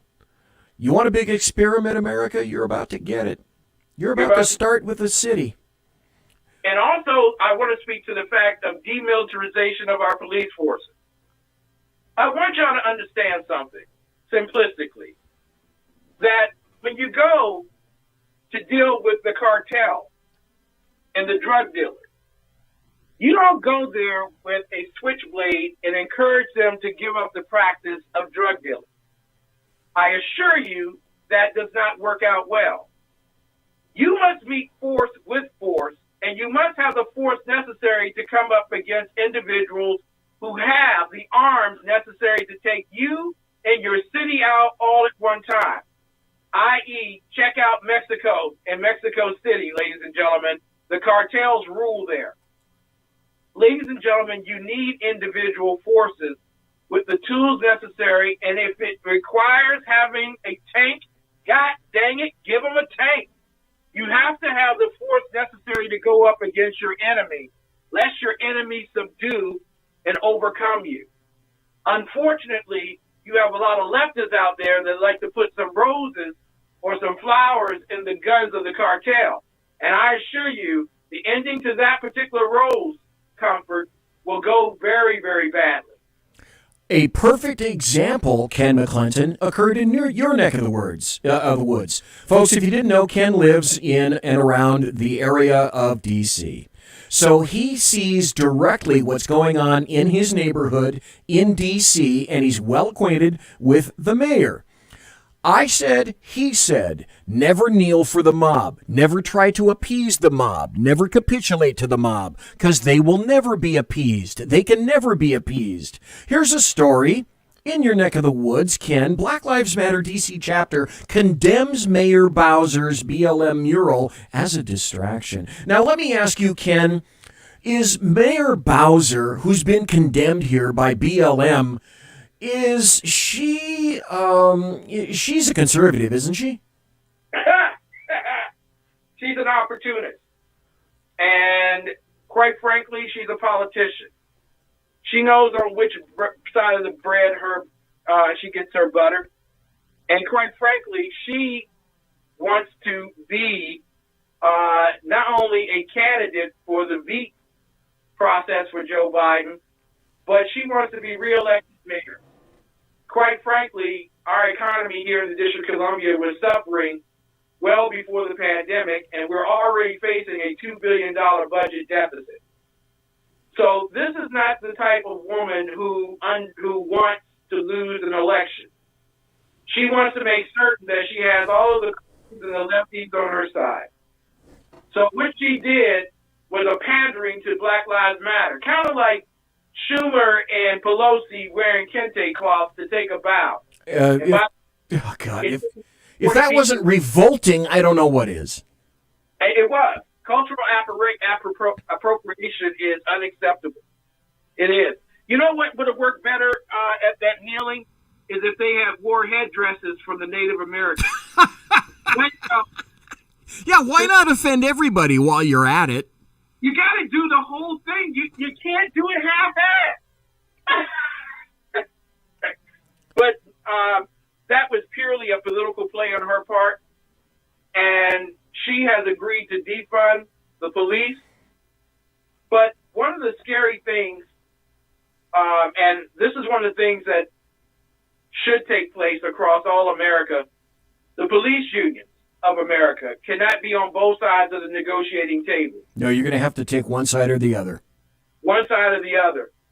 But she won't do that because she's afraid to lose the union vote. The unfortunate thing is that there are police reforms you can do to make neighborhoods better. One of the police reforms is taking the unions off both sides of the negotiating table. The other thing is making certain that you have neighborhoods that have a voice in terms of the policing process, but not to the level of having a community tribal group that comes to vote off the island every time that disappoints them or agitates them or makes them unhappy. You have to have real police forces. And you also have to make certain that training is for all parties, including the chief of police, who must be trained for his job. Apparently, the Minneapolis police chief, Aradona, advised that he had not been trained for his post, which is why everything was new to him and he had to make decisions on the go. I don't know who's more dangerous, Derek Chauvin or the police chief. In my opinion, it's the police chief. Well, and the administrator, the mayor, or the city council. if you didn't discover what the CV of your own damn police chief was and the capability of that police chief, be it male or female, that shit's on you. Yeah. Can I play you a 911 call that's coming to a department near you? Sure. Okay, here's 911 probably coming soon to a department near you, folks. 911, what is your emergency? I need help. There's some people outside. I think they're trying to break into my garage. They're breaking into your home right now. Yeah. Can you send some police? What kind of police? What do you mean, what kind of police?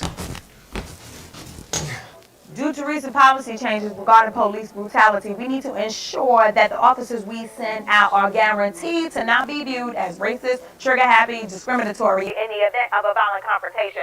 So, can you just send someone to help? I don't know what these people want. My family is here and... Oh my God, they just got into the garage. Please send some help! In order to send help, I need to know what race the perpetrators are, their age, their sexual orientation, what gender they are. Do they have a criminal record? Are they on drugs? If they are armed, and if so, what are they armed with? I don't care about any of that! Send help now! Sir, we cannot send white officers out there if the perpetrators breaking into your home are non-Caucasian. I can't send officers out there with guns if the alleged burglars are not armed. So, I need to know. Sir? Sir? 911, what is your emergency?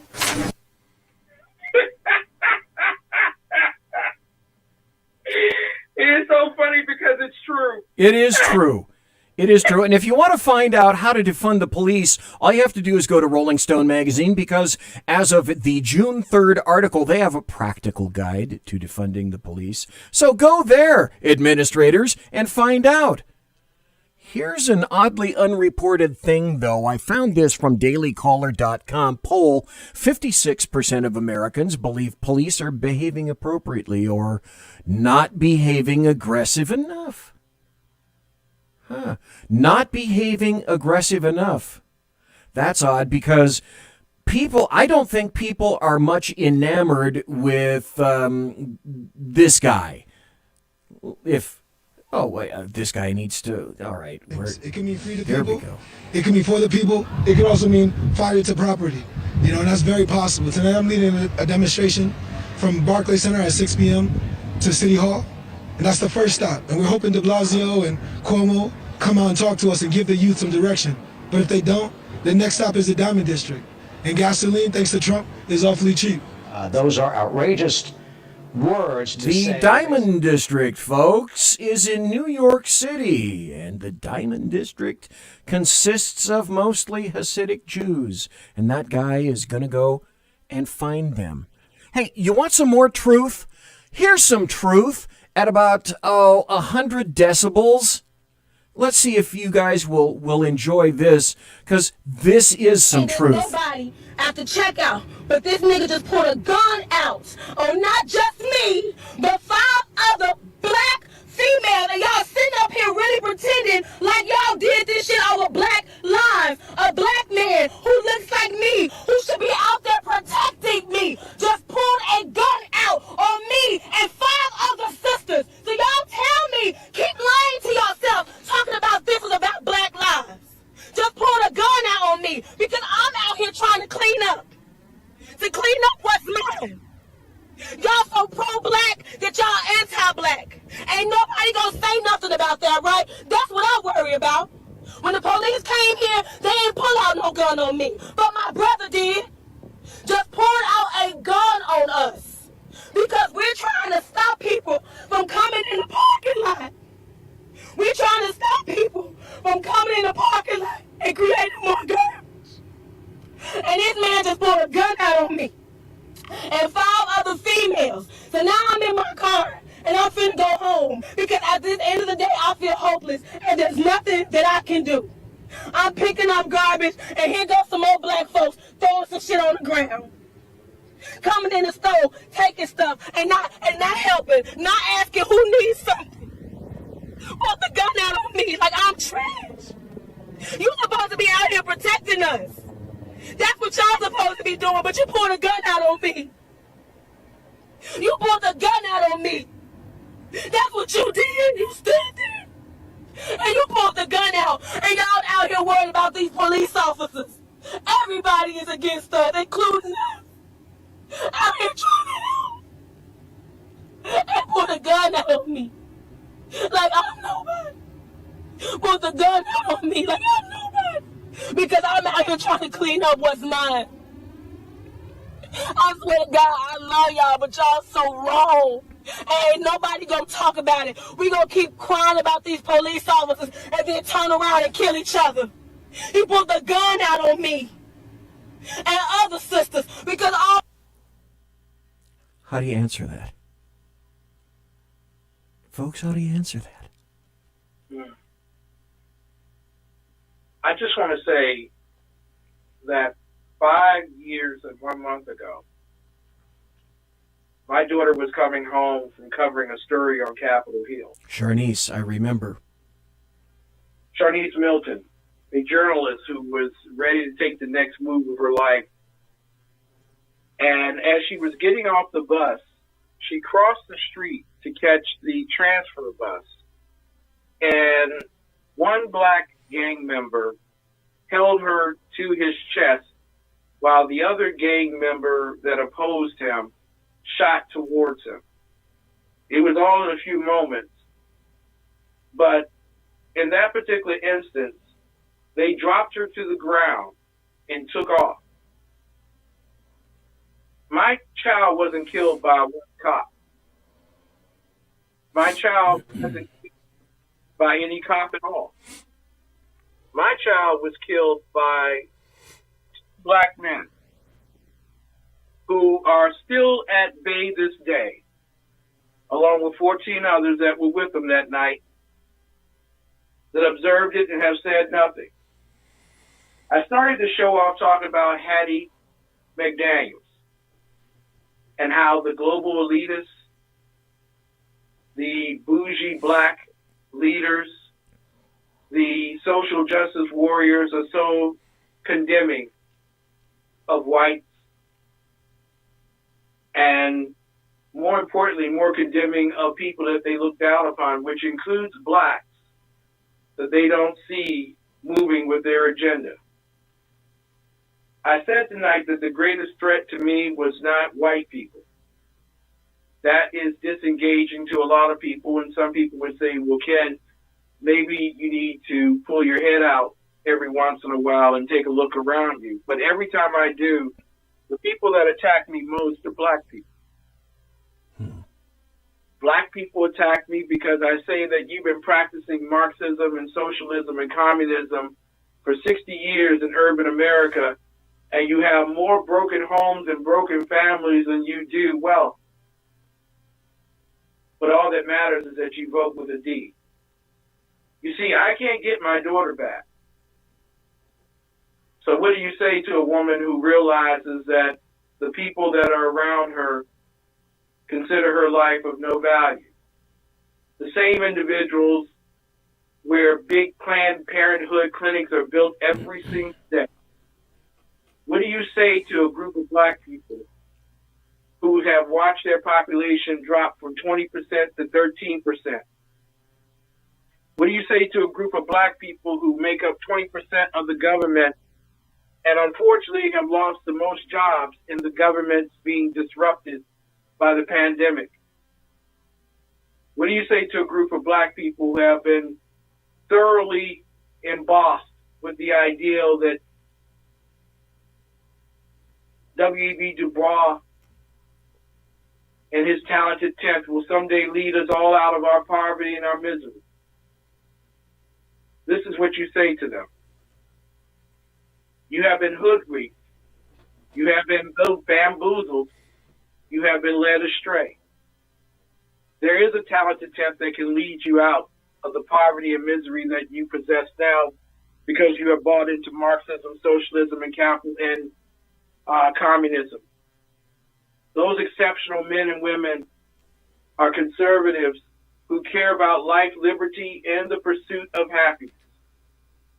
They don't look at you because of the color of your skin. They look at you because of the content of your character. They believe that you are the hope and the answer for the hope that lies within us. The unfortunate thing, ladies and gentlemen, is that I can assure you by next year, after Keith Ellison has overcharged to a second-degree murder, Dick Chauvin and the other three, that those cops will probably walk off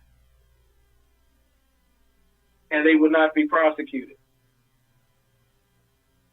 In all of these things, you have to be smart. You have to be intelligent. You can't be dismissive, and you have to listen to the concerns of your people. I don't know, by your people, I mean everyone that happens to be in your city and your wards, everyone. Did you hear the conference call, I believe it was, between Chicago Mayor Lori Lightfoot and Oliver Alderman for all of the wards in Chicago? Did you happen to catch that one, Ken? That one, yes. Okay, well, she held a meeting, a conference call. One of the aldermen said, "What are we going to have left in our community if this stuff keeps going on?" This was a serious concern. She was there to listen to people, and this was her response to that. Between police and looters and rioters. And I am simply not comfortable telling my churches, those people, to be the intermediary in the middle of a riot that's citywide. We need something better, because right now we only have 370 whatever National Guards on standby. Half our neighborhoods are already obliterated. It's too late. We have to come up with a better plan, because my fear is once they're done looting and rioting and whatever's going to happen tonight, God help us, what happens when they start going after residents, going into the neighborhoods? Once they start trying to break down people's doors who they think they got something, we know that people are here to antagonize and incite, and you've got them all pumped today, they're not going to go to bed at 8 o'clock. They're going to turn their focus in the neighborhoods. I've got gangbangers with AK-47s walking around right now, just waiting to settle some scores. What are we going to do, and what do we tell our residents other than good faith people stand up? It's not going to be enough. He expects an answer. Next question. Well, no, I want an answer. You commented on everybody. I want an answer. It's not something you ignore. This is a question that I have. I think you're 100% full of shit, is what I think. If you think no offense, well, fuck you then.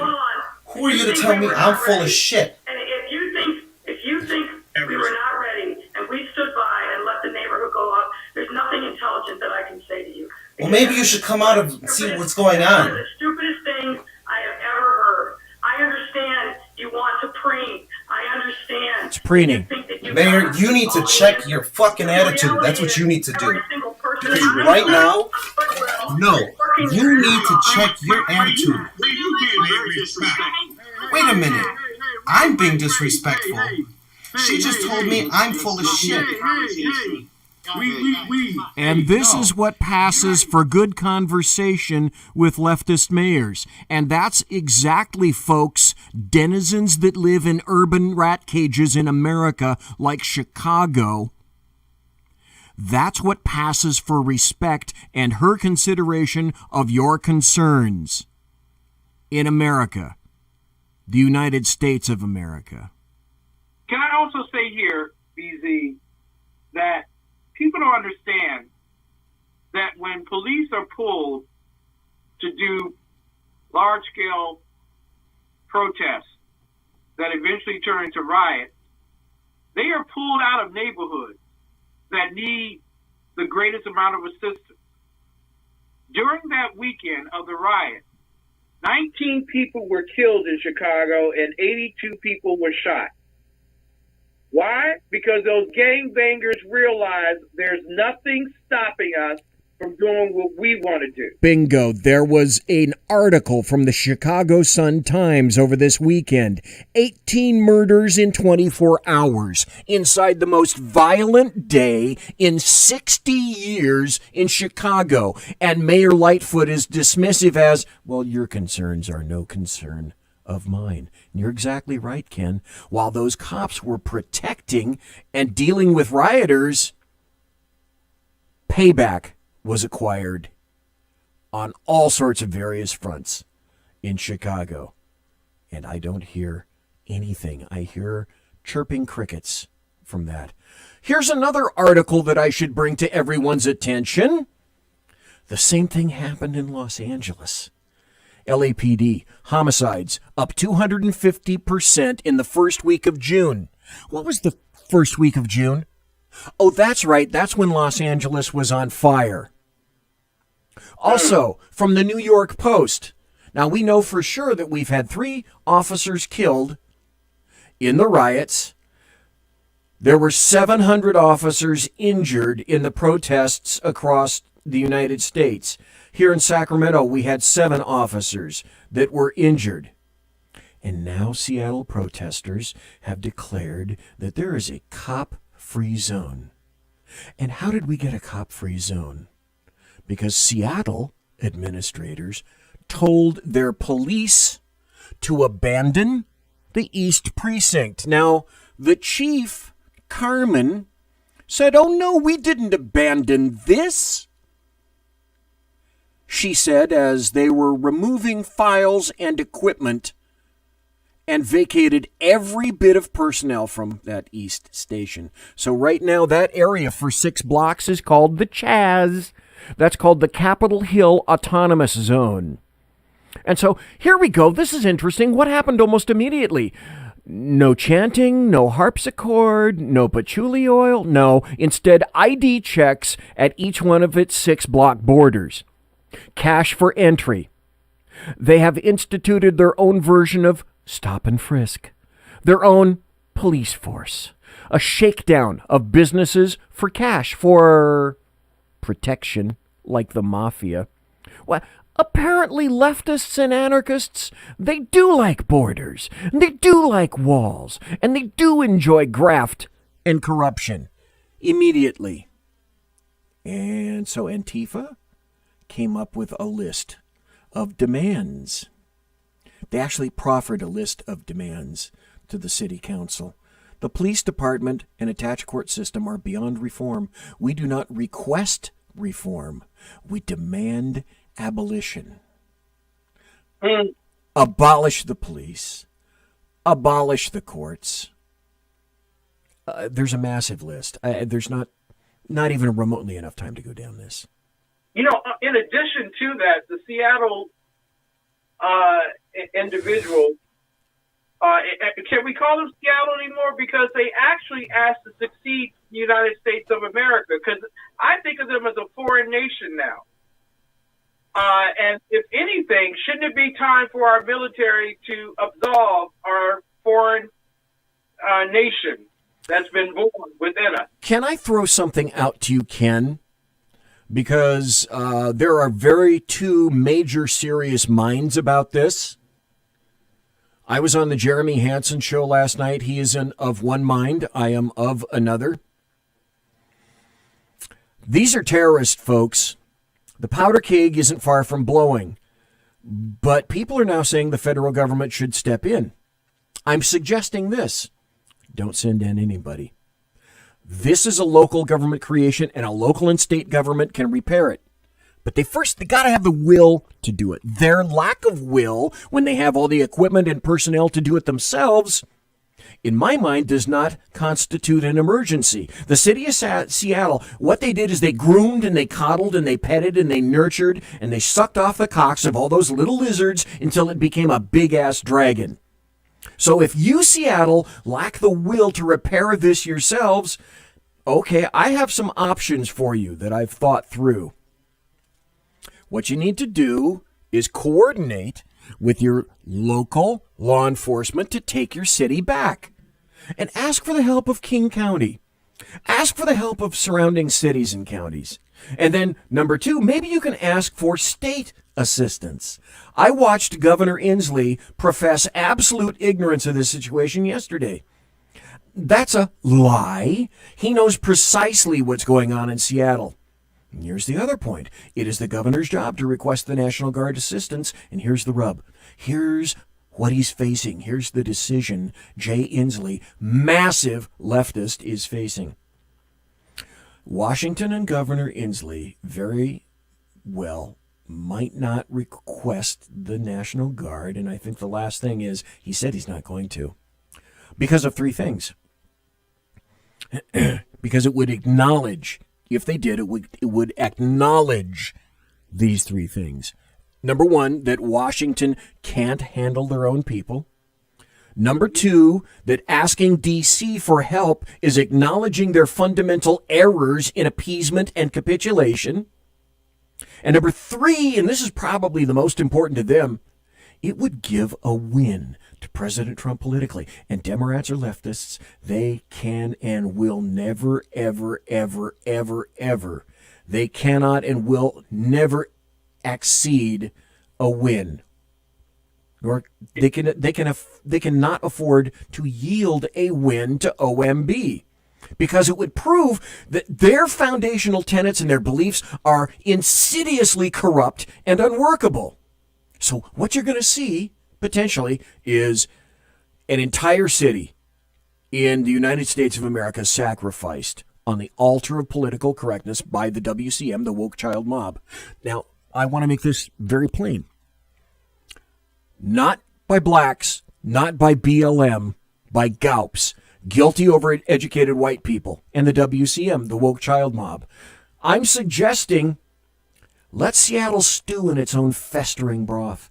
They wanted it. Oh, no, I'm sorry. No, they demanded it. They voted for it. They disciplined normal people to get it.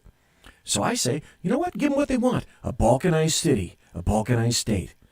Seattle has the capability and the capacity to stop this right now. They don't have the will. They're not going to do it. Governor Inslee lacks, at this point, he's not even going to acknowledge there's a problem with this.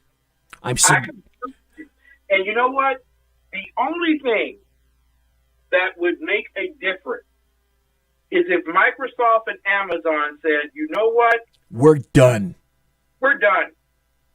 Watch how fast it takes Inslee to pick up that damn phone and call President Trump. Watch how he does it. Yeah, exactly. Exactly. So I'm suggesting stay the hell out, federal government, because this could be a trap that I don't believe Trump wants to get into. Now, I know he's chomping at the bit to get in there. Be careful. Stay out, federal government, unless Inslee calls. They started the mess. They can fix their mess. Because if they call D.C. for help, that is a clear admission of guilt and, moreover, failure. Their job to fix, not ours, unless called by the governor.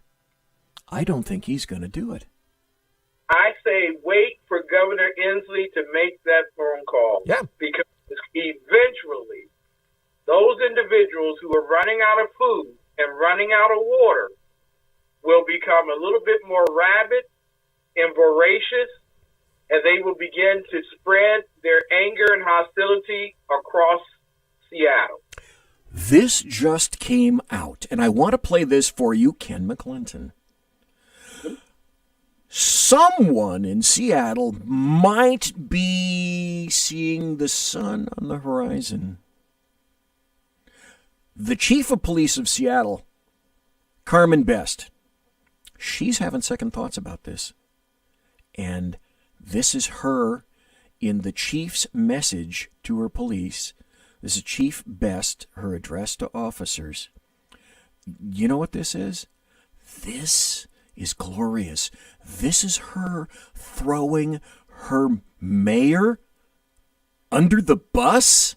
SPD family, I say that because that is what you are. You are my family. And family is honest with each other, and family has tough times, but in the end, we always remain family. We are all going through one of the toughest times ever in the history of the Seattle Police Department. I know how incredibly difficult these past 2 weeks have been for you and for your families. To say thank you will never probably be enough. But thank you. This department cares about you. I care about you. Yeah. And although it may not seem true at this moment, your community cares about you. I want to update you all on the situation at the Bullshit. precinct. The decision to board up the precinct, our home, the first precinct I worked in, was something I have been holding off. You should know, leaving the precinct was not my decision. Wait a minute. If I had a producer, this is what you would have heard. It wasn't my decision. She just threw her mayor under the We fought bus. for days to protect it.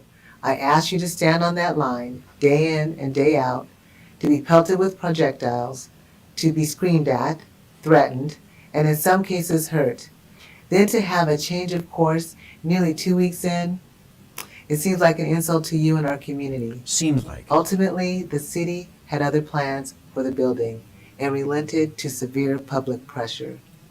I'm angry about how this all came about. Right. I understand that my comments in this message may be leaked to the public, but I'm not concerned about that.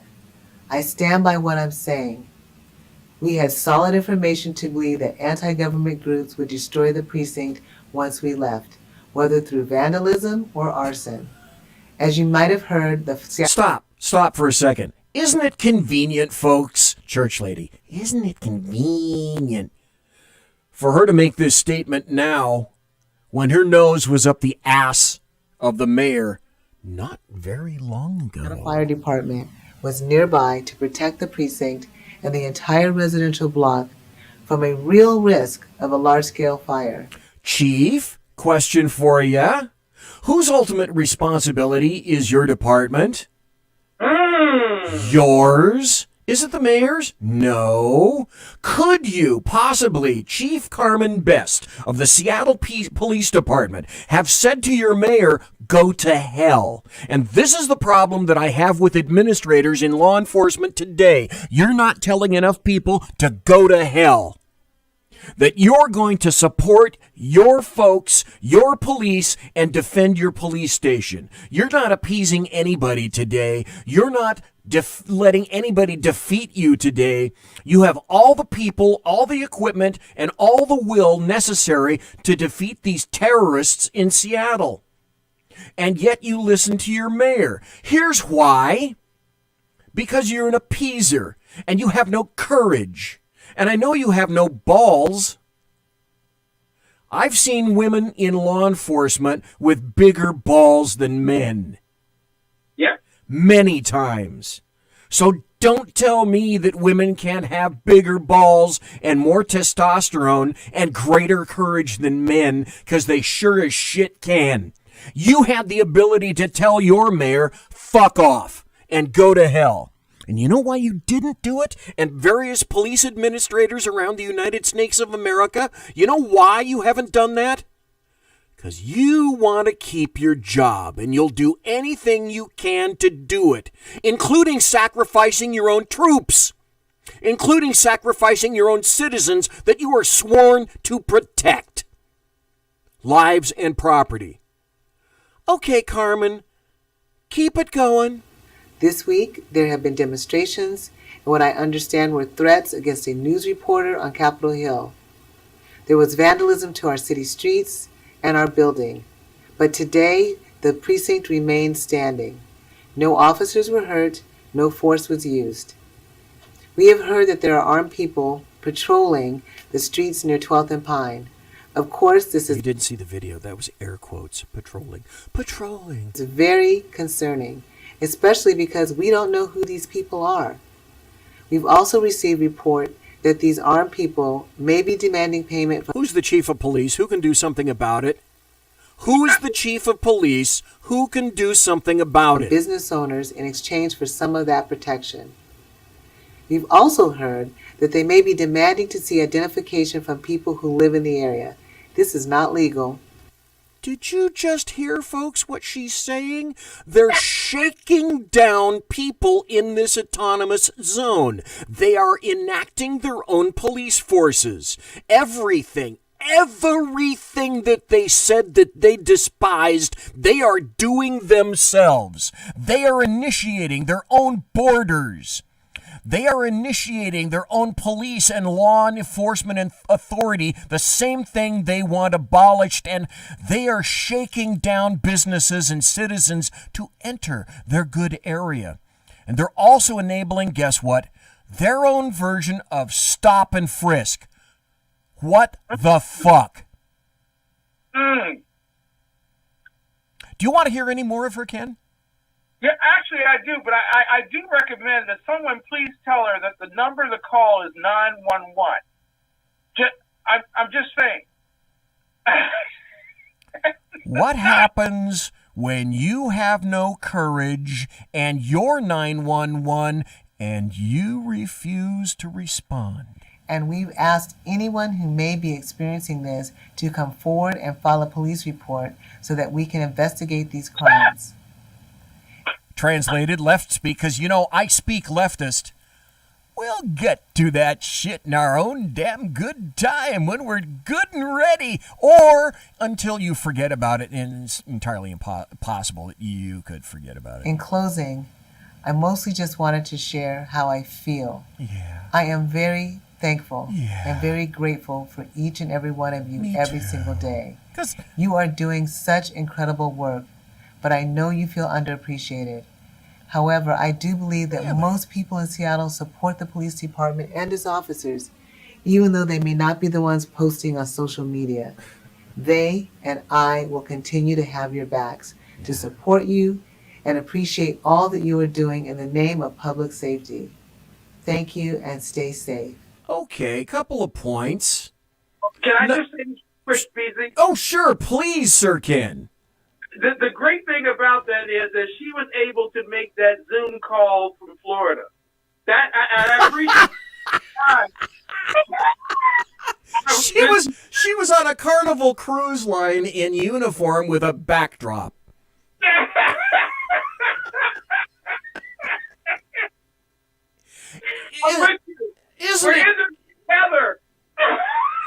Isn't it easy for someone like her to say, well, it's not my responsibility.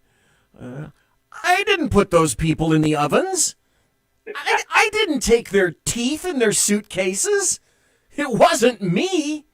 Although I had the ability to say that. And you know what she still has that a lot of people, even discounting, let's discount all these riots, Ken. You know what she has that a lot of people in Seattle don't have right now? A job? She's got a job. She's got a job. Oh my God. Oh my God. So, Ken, in terms of performance street art, what do you rate that on a scale of 1 to 10? Well, I was disappointed that she did not paint her face white.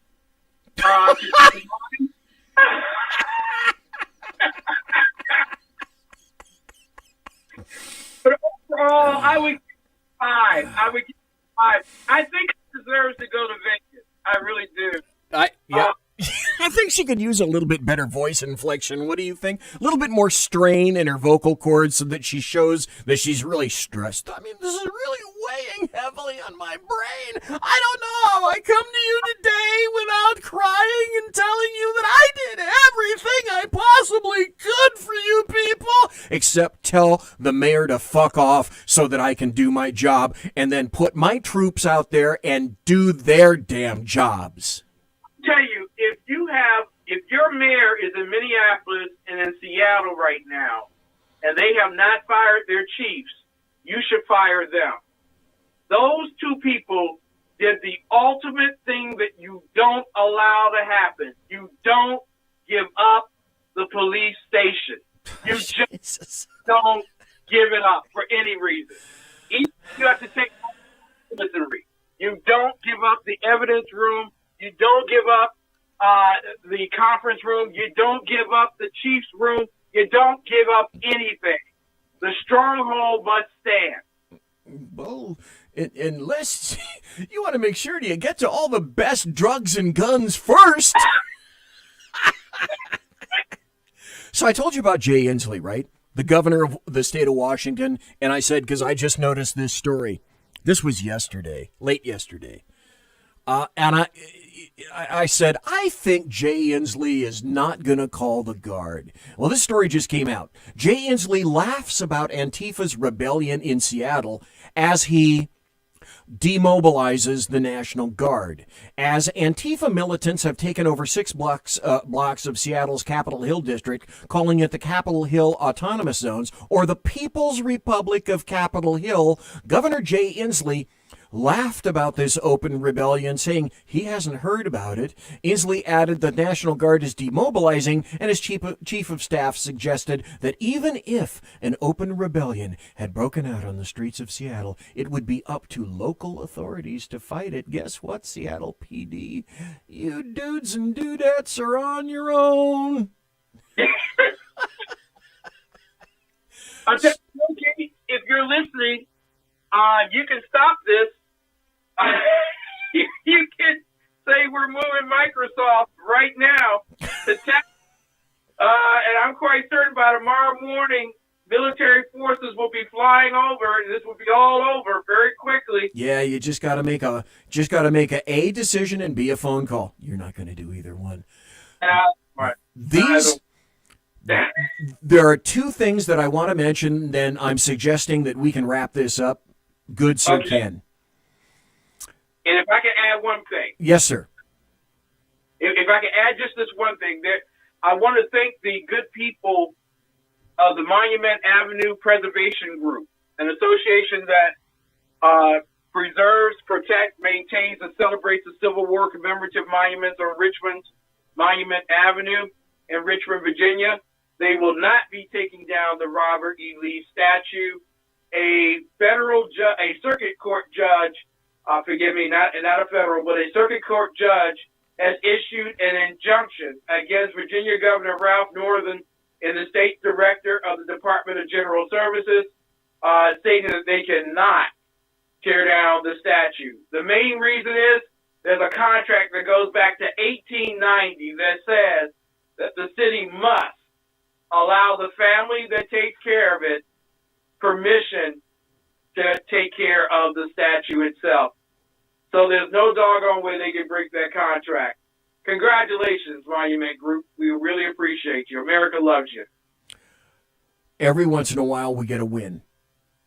Every once in a while. But I say we got to ask ourselves, honestly, what are some of the ultimate goals of these assholes? And they are terrorists. Antifa's terrorists. It's violence committed for political causes. That is the definition of terrorism. Antifa is a terrorist group. So there are 2 goals that come to my mind. The first is a police-free future. And then finally, somebody, a little leftist bint, came out and said it. Thank God. At least she's honest. Minneapolis City Council President, the goal is a police-free future. I think the idea of having a police-free future is very aspirational, and I'm willing to stand with community members who are asking us to think of that as the goal because so many folks in our community have seen us work on reform. Or you, and I'm specifically mentioning this because of you, as we talked about this past Monday night, I was on your show, and you, Ken McClinton, mentioned this, or this is a goal. George Floyd's family asks United Nations to disarm police in the U.S. The family of George Floyd, the black man killed while in police custody in Minneapolis on Memorial Day, has sent a letter to the globalist United Nations to ask for its help in disarming police officers in the United States of America. Make no mistake, these are anarchist goals. Here's something I also found very interesting. There was a YouGov poll that just came out, found that 16% of Americans want to defund the police, 65% opposed. Here's the really, really interesting aspect of that, Ken. 16% of Democrats and 15% of Republicans support that idea. Democrats and Republicans, that's right about at the same percent. And I'm going to wrap up tonight, and then I'll let Ken wrap up. Make no mistake, folks. We are in the heart of a civil war. It is a war. It is a war for the United States of America. And there is absolutely no bipartisanship or compromise because leftists won't have it. And now, me neither. I'm done. It's a binary election this November 3rd. And it gets down to exactly this. I think I said this on your show last Monday. Either people who love this country will win, or people who despise this country will win. This is a conclusion pushed not by normal Americans like you and me. We are normal Americans. But by anarchists, leftists, Democrat socialists, socialist communists, and Democrats themselves. We are on the cusp. Wake up, we are on the cusp of actually balkanizing the United States of America, dividing it, doing the exact things our founding fathers fought to avoid. E pluribus unum means from many one. Today it means every leftist bastard for himself and everything for free. I mentioned a quote from a guy named he's a scholar and a researcher, and I told you about him last Monday, Khalil Muhammad. And he said that what police need to do is police on the periphery of the black community, meaning, as far as he's concerned, the black community doesn't deserve the police. Well, do BZ's logical extension. That means police shouldn't be in the Hispanic community. They shouldn't be in the illegal community. They shouldn't be in the Asian community. They shouldn't be in the Filipino community. Figure out another community. They also shouldn't be, what he's saying, consider his name, is they shouldn't be in the Muslim community either. Every leftist bastard for himself and everything for free. Exactly what the anarchists are accusing you of. Seattle now proves in the Capitol Hill Autonomous Zone, the Chaz, they're doing the same thing. They're corrupt. They are enforcing with police. They're checking IDs. They're stopping and frisking.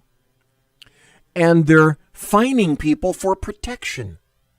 Everything these assholes accuse you as a conservative of, they themselves are doing at that precise moment. Ideals? I don't think so. Ken? I just want to say to everybody three things. One, if you've been sitting on your couch, you've been sitting too long. This nation is in the midst of a... And quite frankly, your patronage to silence is no longer acceptable. You're going to have to give off your duff and be a part of the war. In the Revolutionary War, 1/3 were for America, 1/3 against America, and 1/3 was just silent. We can't afford the silence any longer because our Constitution is at risk. Nope. It's time for you to get up. Here's number 2. Police officers, I love you. I thank God for the fact that you get up in the morning and your only thought is to protect and to serve and to get home at night.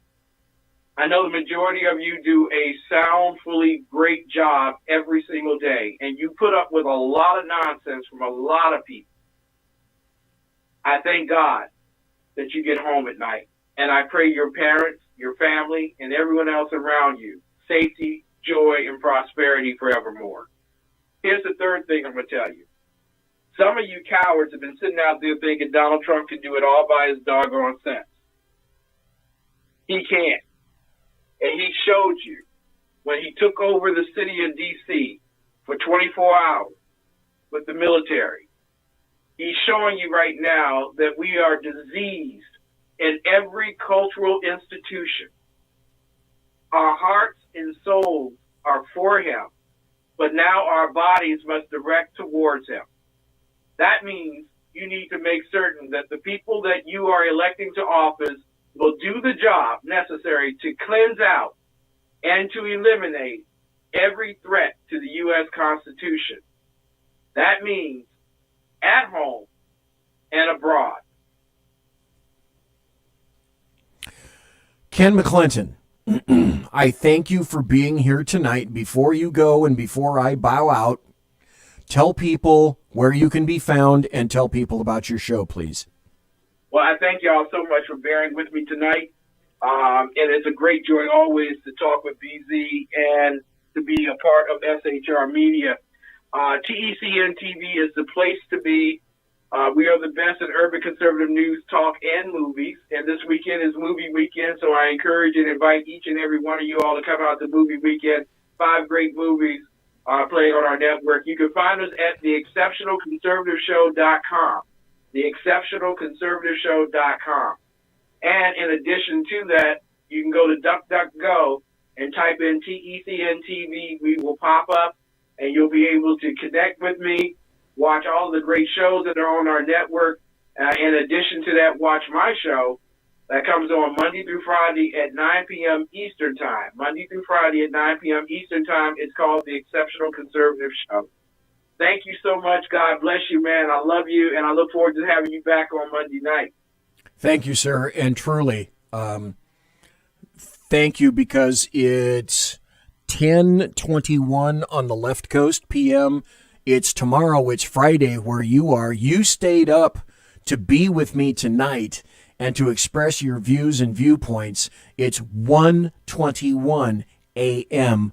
in D.C. Again, thank you, sir. God bless you. Take care and be safe. Good night, and God bless all the TECN TV viewing audience that's been watching this. BZ, Biff Zeppi from SHR Media, BZ, Group Berserk, Bobcat, Saloon. You can find him on Twitter at BZEP. Good night, and God bless each and every one of you. And always remember, God bless America. It is now time for America to bless God. Thank you, Ken, and good night, sir. Good night. I want to make one final point. I'm pissed at our military. I'm pissed at our law enforcement. I've never been so disappointed in law enforcement or the military before.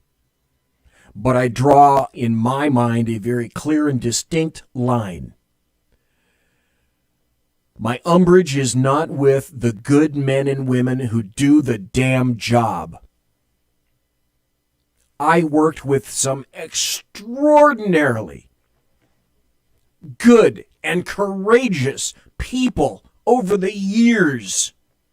We were sacrificing, we were not, and never got any thanks for what we did. There wasn't a thin blue line. You didn't get a week off after a shooting.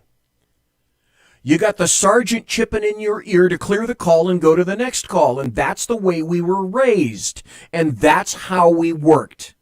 That's how we operated. Those are cops. That's our military. The people at the top have been corrupted. And that's what disappoints. Make no mistake. I have then and now the ultimate respect for our military and our law enforcement personnel. I was one for 41 years. But folks, things have changed. We have the opportunity in November to do something about it. You've heard it every time. This is the election that means everything. Folks, November 3rd, this is the election that means everything. Because if you like what you're seeing in Seattle and all the various leftist cities in America, you'll love it coming to yours. Monsieur has unlocked!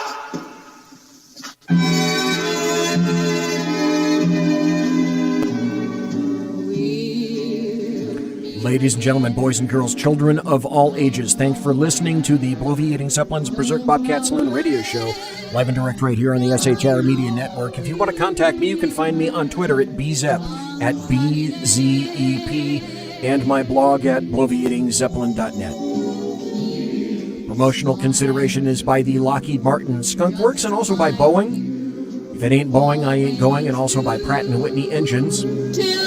Thrust. You can trust.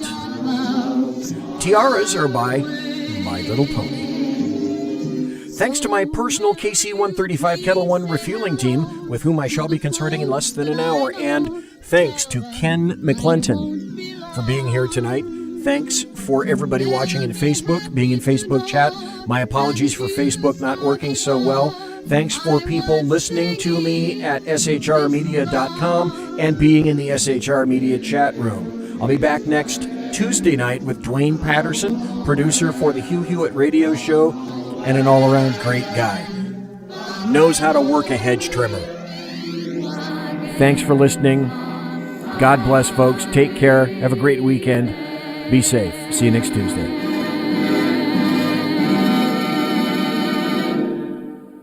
Everybody quiet down now and get some sleep. Good night, everybody. Good night, Mama. Good night, Ben. Good night, everyone. Good night, Mama. Good night, Daddy. Good night, children. Good night, Daddy. Good night, Elizabeth. Good night, John Boy. Good night, Jim Bob. Good night, Jim Bob. Good night, Jim Bob. What's going on? I was asleep. What's everybody doing? Good night, Good night, Jim Bob. Bob.